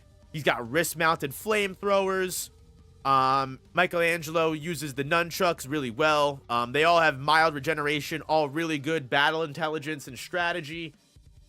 The problem is, Finn, just based off of his, you know, encounters with the Lich, the fact that his final sword in the series, the Night Sword, has the essence of Hunson Abadir inside of it, who is a cosmic entity, the Lord of Evil, that is said to rival the Lich. He's capable. Finn has shown himself to be faster than these cosmic entities. Finn has shown himself to be a wizard, to be a ninja. And when he was a wizard, he could like shapeshift, transform himself, add power, shoot fire, shoot lightning. He survived a black hole, as someone said.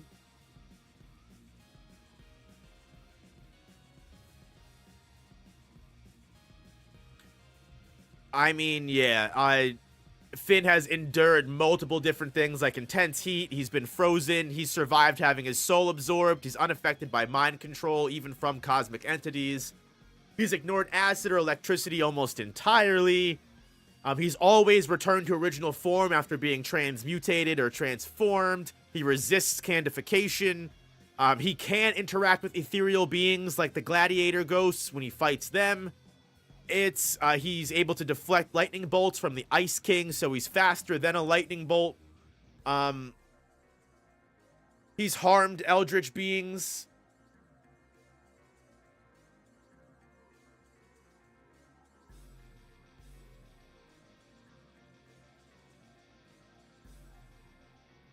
His wizard powers are gone, though. You could argue that, but...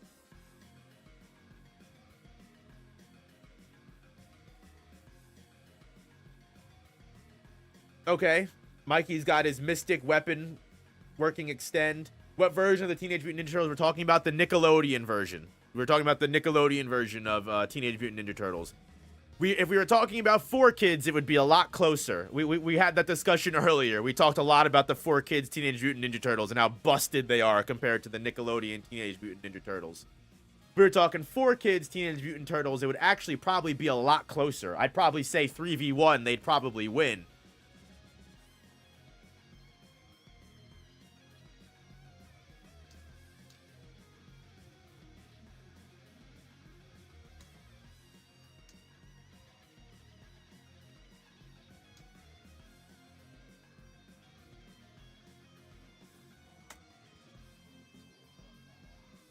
So I guess it just comes down to, do you guys think if Finn gets jumped, he can still come out on top?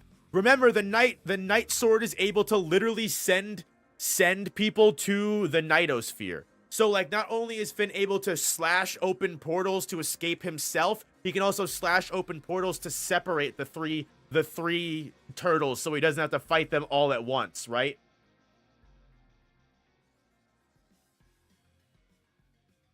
Surprised you haven't put the Rise of the Teenage Mutant Ninja Turtles because they're actually beating this man. I kid you not. I believe it. I have been enlightened on the Teenage Mutant Ninja Turtles this stream. I did not realize they were built like that. That's honestly my bad. I only did research on the Nickelodeon Teenage Mutant Ninja Turtles for the video, and I don't really know too much about TNMT lore outside of it, so... I have learned a lot this stream that the Teenage Mutant Ninja Turtles are actually OP as fuck.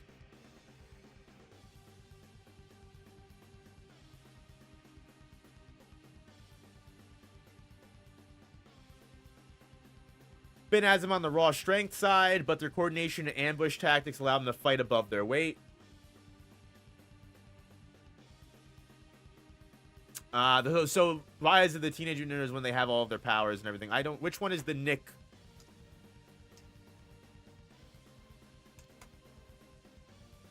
Oh yeah, no, they're just Nickelodeon Teenage Mutant Ninja Turtles 2012 version. Okay.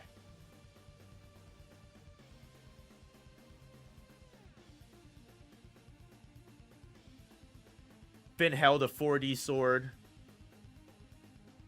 Yeah, I think it's pretty clear that that Finn unfortunately wins this based off of his stats alone. At least up against the Nickelodeon Teenage Mutant Ninja Turtles.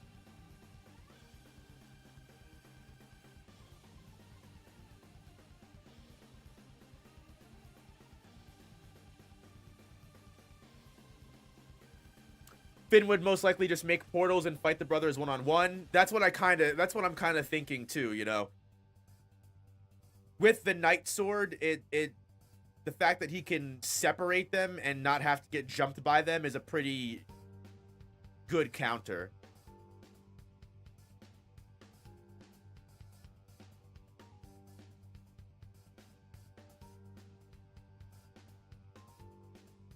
Finn wins even against probably the 4Kids Teenage Mutant Ninja Turtles just because I searched up his powers, and while he might get jumped, he can easily fight back because he's so damn versatile. Finn is a pretty versatile being.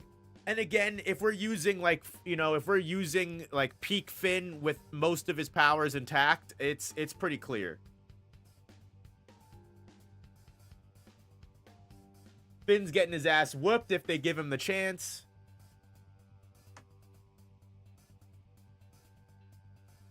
This is pretty close. I mean, hey, everybody get your vote in. I mean, everyone in chat has got strong opinions, but Finn is winning in the poll here, 74%. So if you are fighting for Teenage Mutant Ninja Turtles, I'm going to need you to get your vote in, guys. We got 117 people. Make your, you know, don't throw your vote away.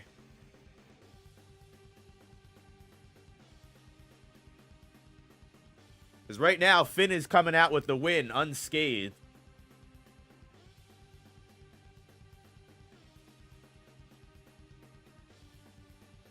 Again, like I said, if it's Nick Teenage Mutant Ninja Turtles, I think Finn takes it.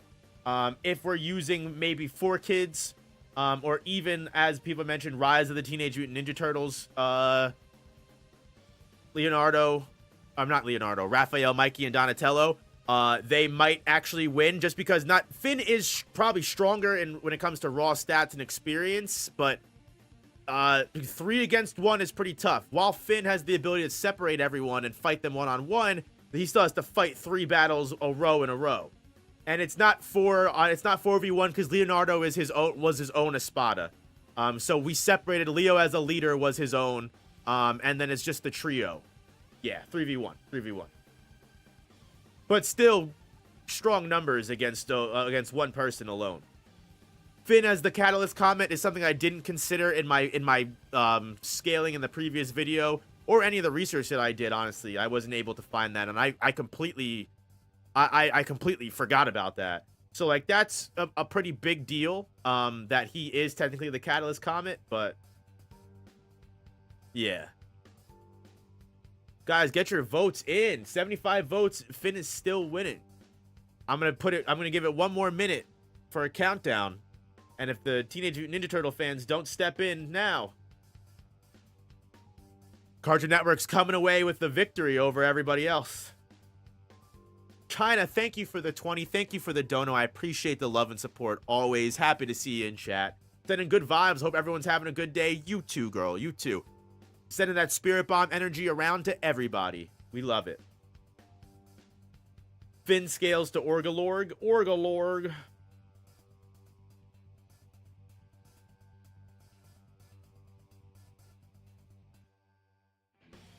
All right, I think we're coming up on the end here.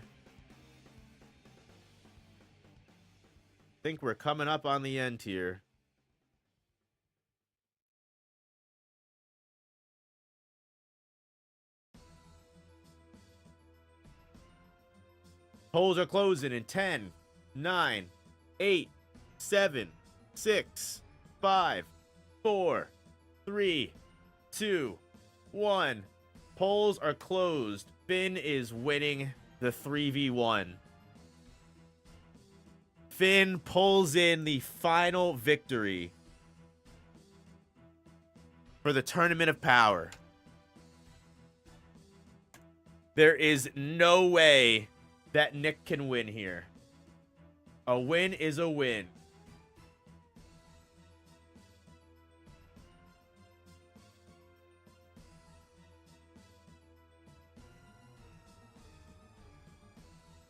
Rest in peace, Turtles. Not a single turtle victory this stream, which is sad to see. You hate to see it. Definitely sad. Definitely big time sad.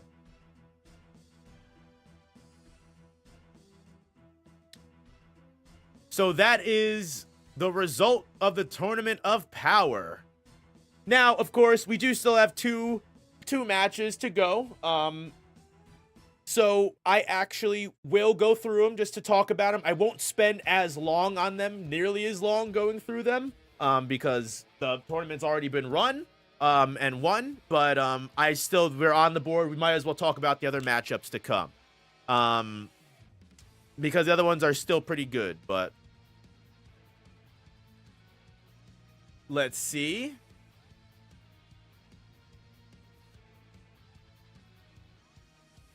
All right, we've got Steven Universe versus Jenny Wakeman, or XJ9.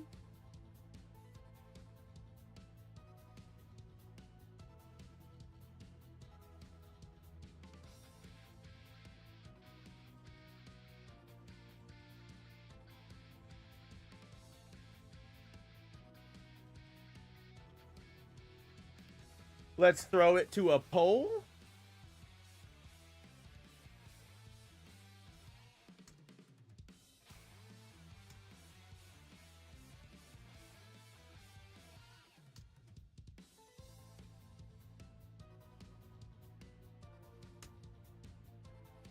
Hey, Loud, thank you for the 5 gifted. Appreciate the love, brother. So, this is actually a pretty reasonable matchup. One of the first that we've gotten all stream, I feel like. Steven versus Jenny. And the reason why is because they're both pretty fucking powerful intergalactic warriors, to say the least. Now, how equal are their stats? Let's see. We'll go over Steven Universe first. Now, Steven Universe's big thing are his big bubbles, and especially in the future Steven Universe series when he reaches his peak, or not the peak, but the strongest he's been in the series itself, he's able to make so many different shields and so many different constructs and structures with his bubble and with his bubbles and barriers and shields that not only is he able to use them as offensive attacks, but he's also able to defend himself and others with it. His saliva is literally like just OP regeneration. He's able to heal people just by putting his saliva on them, heal broken bones, major wounds. And even when his emotions are strong enough, his tears can literally bring people back from the dead and resurrect them. Yeah, his shield, shape-shifting, everything like that is a big thing. When he is sleeping, he's able to astral project. He's able to possess other people when they're sleeping, you know, go through their memories and their emotional states. He's able to create plant allies and plant warriors with his saliva, giving life to different beings. His gem powers are super insane, but most importantly, they all come out in his rage modes, or the pink state, where pink state is essentially his like level 1 rage mode, where like he gets a major boost in his stats and powers. He learns to control it a lot better later on, especially in Steven Universe Future. And he's like able to almost destroy an entire town with his kaiju form. I would compare him pretty evenly to like a tailed beast in this level. The amount of destruction, like Steven Universe, when letting out all of his power, could definitely maybe rearrange a couple maps, but that's really only when he loses control. If he's fully in control, he's really not doing as great. Has he ever healed himself? That's a good question. I don't remember, honestly. That's a really good question.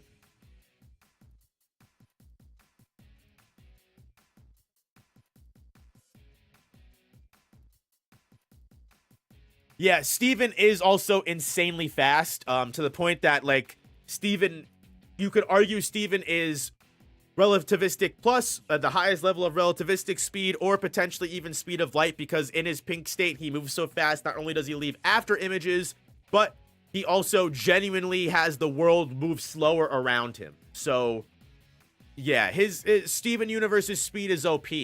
But let's compare this to Jenny. So Jenny has a lot better durability, I would argue, when it comes to things. I mean, like, we've literally watched her tank entire lasers, tank full bullets. Now, when it comes to water or electricity, she's pretty weak. If you pop out her battery, literally, she can just get, you know, dropped. She has multiple different ways that she can change her body around, not just shields or bubbles with spikes on them or like little punching boxing gloves. Like, Jenny can literally make guns, missiles, drills, heat rays, magnets, hammers. She can put a 10 times bunch of armor on.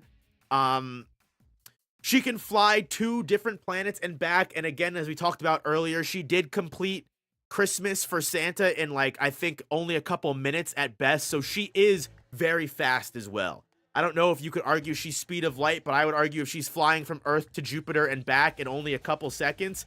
Oh, I'm sorry. She flew to Saturn in seconds and flew around the entire world delivering presents as Santa in 80 seconds.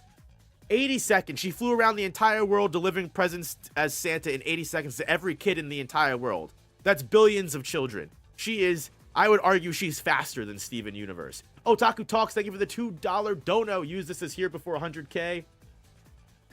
Yeah, I would argue that's faster than Steven. Steven's fast, but I don't know if he could fly around the Earth and deliver presents to every single child in 80 seconds. Jenny has way more weapons, and Jenny's a lot more versatile for sure. Jenny can also get blown up and repair herself. She can be decapitated, put her head back on. She literally has heat vision and like, she's got infrared vision, X-ray vision. Jenny could just remove the gem. True. Yeah, Steven Universe is really strong, but, like, I think he's only reaching, like, his potential level of, like, Jenny beating if he's in, like, the worst possible pink state or the worst possible kaiju form. And at that point, he's literally, like, not even in control of himself. So even if he was to become a potential multi-continent or moon-level threat, Steven Universe, Jenny is literally destroying, like, planet-destroying robots, saving the world multiple times, throwing spaceships from one planet to the other, throwing planets into the sun.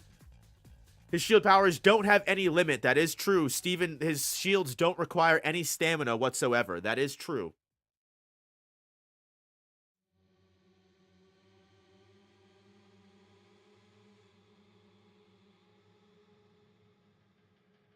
He can't use either of those forms willingly and becomes much less mentally stable. Yeah, that's kind of the point that I'm making, is, like, if he does get into these forms, he's not fighting at his best. He'll be at his best strength, but he's not in his best state of mind, while Jenny will have full capability. And the thing is Jenny is not only a robot, but she has full connection to, like, the internet and, like, AI problem solving. So, like, Jenny can literally solve complex problems in her head way faster than any human can.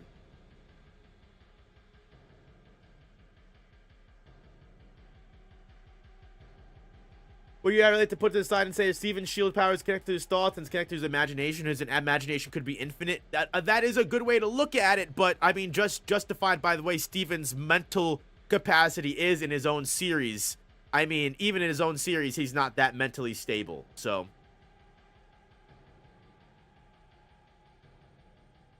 yeah, I think towards the end of the series, he's able to control the pink state a little bit better. But I think Jenny's got it here.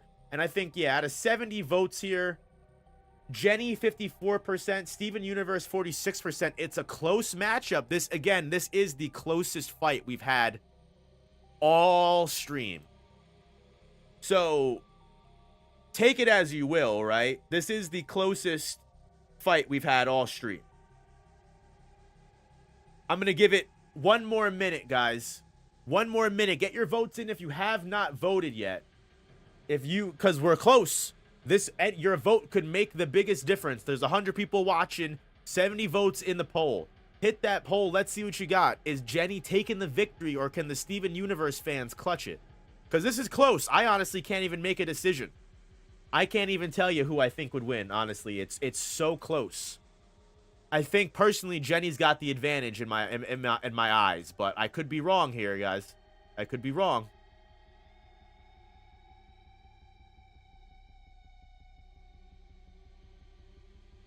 His biggest issues is mental state. That's truly what's nerving him to the ground. Yeah, again, that's what's tough. If he was able to better control his rage modes, I think he would honestly have the better chance of victory. But unfortunately, yeah, I think Jenny just has the better ability and capacity in battle. And yeah, that's a minute, guys. Polls are closed. Jenny takes the W.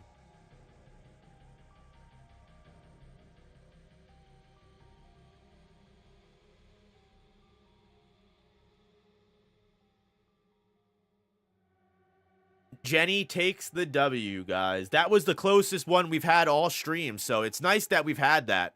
And we don't even have to roll the die here. Mordecai and Rigby, the final matchup. Mordecai and Rigby for Cartoon Network.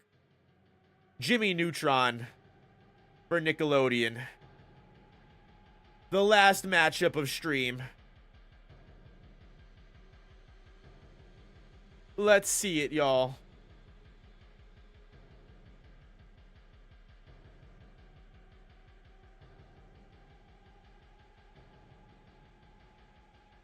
Let's throw the poll out there.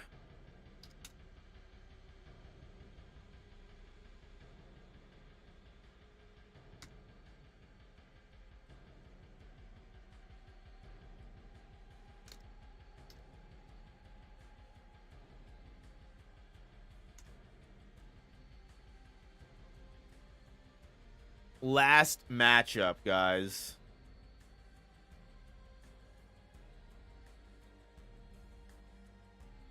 Weeb Grow, thank you for the 2. Yes, the bum is dead. You've been waiting. You've been preying on Steven Universe's downfall all stream. I know you were happy to see that. I knew you'd be happy to see that. Okay. So let's get into the final matchup of the stream, and then we're going to call it a day, guys. Thank you all very much for hanging out. I appreciate every single one of you guys. Hit that like button if you haven't already, right? So let's get into it, guys. Let's go over it. Who wins what? So Mordecai and Rigby are both pretty OP. You could argue that they are universal. Maybe only in certain instances when they have the Fists of Justice, right? They were able to fight a universe-ending threat in place of skips when they had the gauntlets of the Fists of Justice. When they were given the powers of the gods of basketball, they were able to fly back and forth from Jupiter to Earth in little to no time at all. They were also given massive stat boosts to the point that they had, like, glowing energy flowing from them. They also have a game called the Realm of Darthon, where if they use it, they can perform any action the user can think of inside of it. They can also teleport anyone outside of the game into the game and negate any abilities or damage used against them as a part of the game in and of itself. They also have a keyboard called the Power that can make whatever they say happen, such as mind control, making someone do things, or just pure long-range teleportation in general. They can poetry rap battle, create large blocks of text, make people blow up. They also have the White Stallion limousine with all those guns and everything, and they can survive in space. They also, most importantly, are Death Kwon Do fucking masters, baby. And Death Kwon Do just literally Hakai's people, just turns them to dust in one hit. So, yeah. They can also interact with ethereal beings, like Hand Ghost. And also, Rigby has supernatural luck, like SpongeBob with his fortune cookies. So, Mordecai and Rigby, pretty OP. But, while they're OP, Jimmy, I think, while I wouldn't say he's stronger, Jimmy has a lot more options. Jimmy has a lot more versatility here, but let's see. Jimmy, of course, is a genius. He can brain blast and get his way and find a solution to really any problem and make insanely advanced technology with household items and ordinary debris that's just lying around.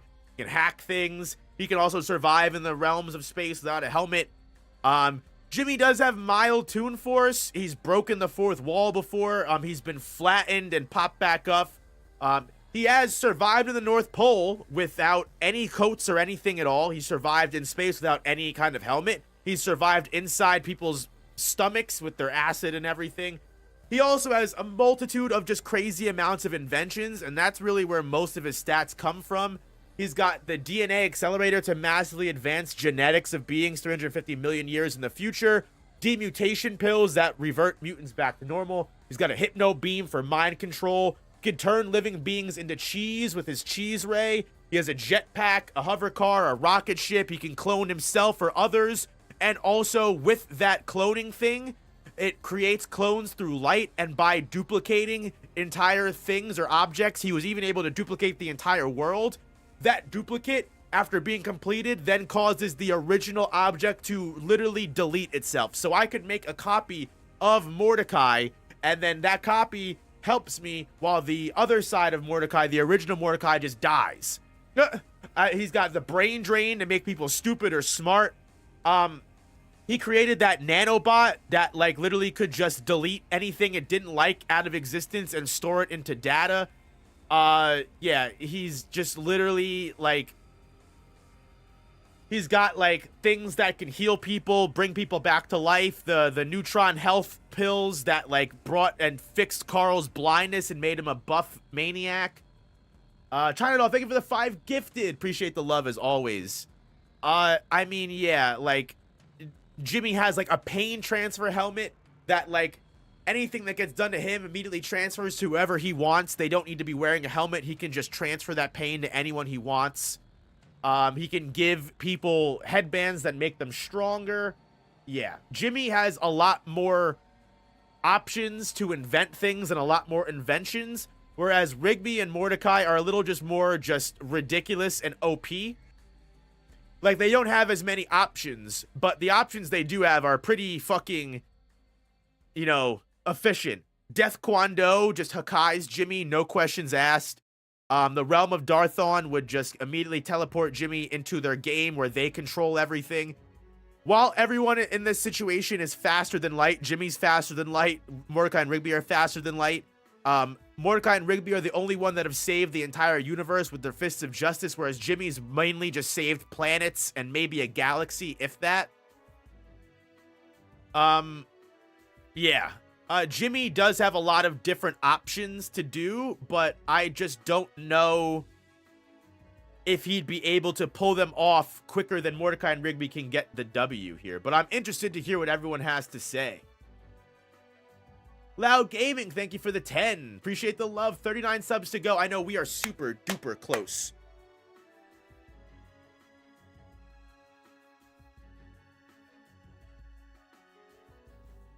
So close to 100K, guys. We might hit it today. We might hit it today. We might hit it during Manga Monday. I might have to change Manga Monday into the 100K special.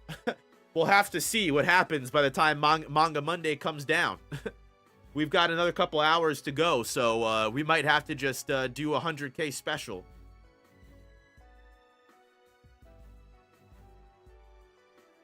There's one simple solution. If Jimmy's smart enough, he can just use the containment cube that trapped Timmy Turner. That's a good point. He could trap them in the containment cube. I would argue if Jimmy was teleported into the game, he'd also have control over everything, because Mordo and Rigby were only players, not the owners. True, and Jimmy does have a really strong mind. Jimmy is smarter here. Jimmy's intelligence outweighs Mordecai and Rigby for sure. And Jimmy, again, has more options to choose from. I would probably put my victory... I mean, Mordecai and Rigby being a team is tough. If Jimmy has prep time, I think he would win. But if Jimmy was going in with no inventions and Mordecai and Rigby were going in with no inventions and it was just their ridiculousness against Jimmy's brain and mind, I think their ridiculousness would probably win. But I think realistically, Jimmy should win the fight.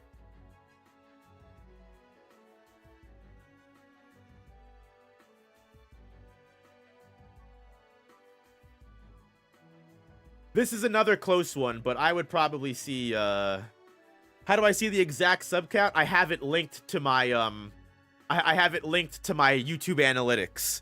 Because I tried to get the live count, I tried to get the live count from, Google or from different services, and they don't show the full thing anymore. They only show the, what YouTube shows, which is the 100 amount. It only says 99,900. So I have to actually clip it from my YouTube analytics, my YouTube studio, to get the actual legit number. Loud Gaming, thank you for the 5. Jimmy and Timmy Turner have fought to a draw, haven't they? They have, but I think also, again, that was based off more prep time, no? They both had genuine prep time.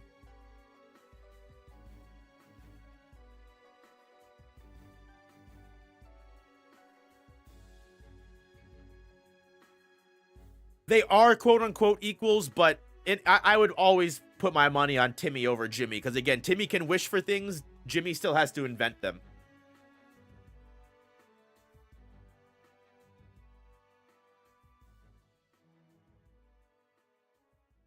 All right, guys. I'm going to give it one more minute. Everybody get their final votes in. I mean, Mordecai and Rigby pretty much got this. I don't even think they could win with the amount of people on stream. So we might as well actually just call it. Yeah. So actually, I would argue that Jimmy wins, but it seems like the people have spoken. Mordecai and Rigby won the vote 85% to 15, so clearly I am an outlier here. But think what you will, because it honestly, Nick already won the tournament, so... I'm sorry, Cartoon Network already won the tournament. Don't look at me literally rewriting history. So yeah, guys. Cartoon Network Akatsuki takes the victory. I mean, we kind of, that's what pretty much what everyone had said from the very beginning, sadly. But we had to give Nick their fair share, right? We had to give them their fair share.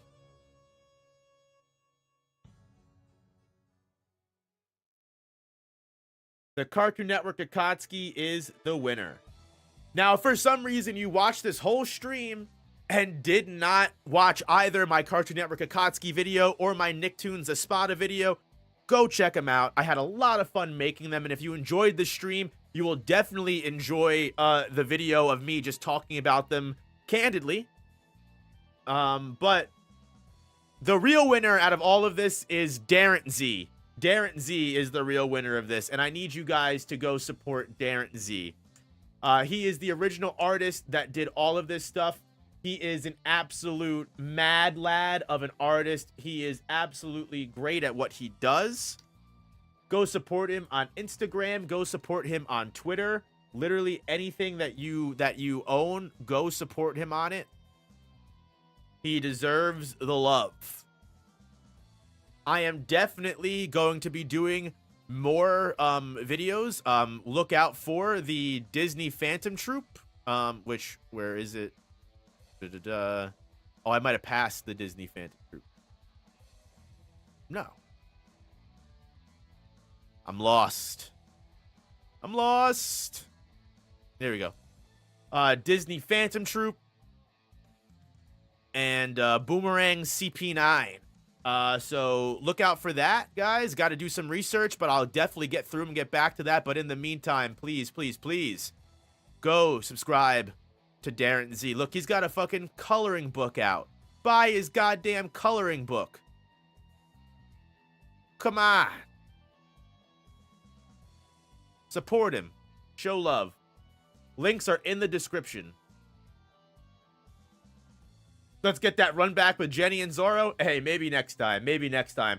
I'll definitely do another one of these because it really could go either way. But I wanted to do this now that the two videos are out and we can actually put these two groups up against one another. And while I kind of already had a feeling Cartoon Network was kind of tilted, honestly, Nick lost more because of bad matchups than they did because Cartoon Network was more OP. Like, let's be honest here. They wasted SpongeBob on fucking, what, Tulip Olsen? And then when Cartoon Network got We Bear Bears, they got Tommy Pickles. They got their weakest member. So it was, honestly, I'd be more willing to say Nicktoons lost more because of bad luck than they lost because Cartoon Network is just the better organization. So it really could go either way. But yeah, guys, you guys really seem to enjoy this content, so I'm gonna keep going about it. I'll probably do another stream where we draft our own teams because, like I said, I've had some opinions on the people that were chosen, and I think we could definitely draft our own people, and that would be fun. So maybe I'll do that stream soon. Obviously, look out for Hunter x Hunter stream on Saturday once we get the scan-lated chapter, if you're a Hunter x Hunter fan. And look out tonight. If we don't hit 100K, we'll be doing Manga Monday like normal. But if we hit 100K, we'll just be having a nice little 100K celebration stream, open to everybody. And then I'll just do Manga Monday tomorrow.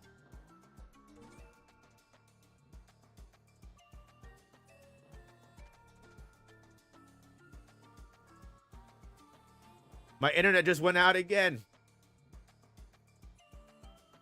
It would have been fun to see how each side would have their own planned matchups, like their JJK versus Infinity Castle. Very true. Very true. There's a lot of fun ways to do this. I thought the wheel would be the fairest. Tiberius' birthday is tomorrow. 100K and Tiberius' birthday. Group duo celebration. Let's go, baby. Hey, guys. I just want to say I love and appreciate every single one of you guys. Thank you all so much for the continued support. Thank you all so much for the enjoyment of these two last videos, and I hope to get the same kind of love for the next videos that I do in the future. Got 100,000 subscribers coming soon, which is insane, and I want to thank every single one of you guys. I couldn't have done it without you. And yeah, guys, I love you all very much. Thank you all for hanging out with me this afternoon. You could do a tournament bracket, have proper seedings. I could. Maybe I'll do that later when I do all of the art. You know, maybe that will be the real tournament of power, throwing everyone in there. But until then, guys, I will see you later. I sincerely appreciate every single one of you guys. Happy birthday, Tiberius. Much love goes out to you. Much love goes out to everyone else. Thank you all for hanging out with me, whether it's morning, day, afternoon, or night. I sincerely appreciate you, and I'm always sending you that spirit bomb energy to get you through that time. But guys, I will see you in the next one. Love all of you. We're 30 subs away, so I'll probably be streaming again later tonight. All right, guys. Love you all so much. Thank you again, and I will see you in the next one. Peace.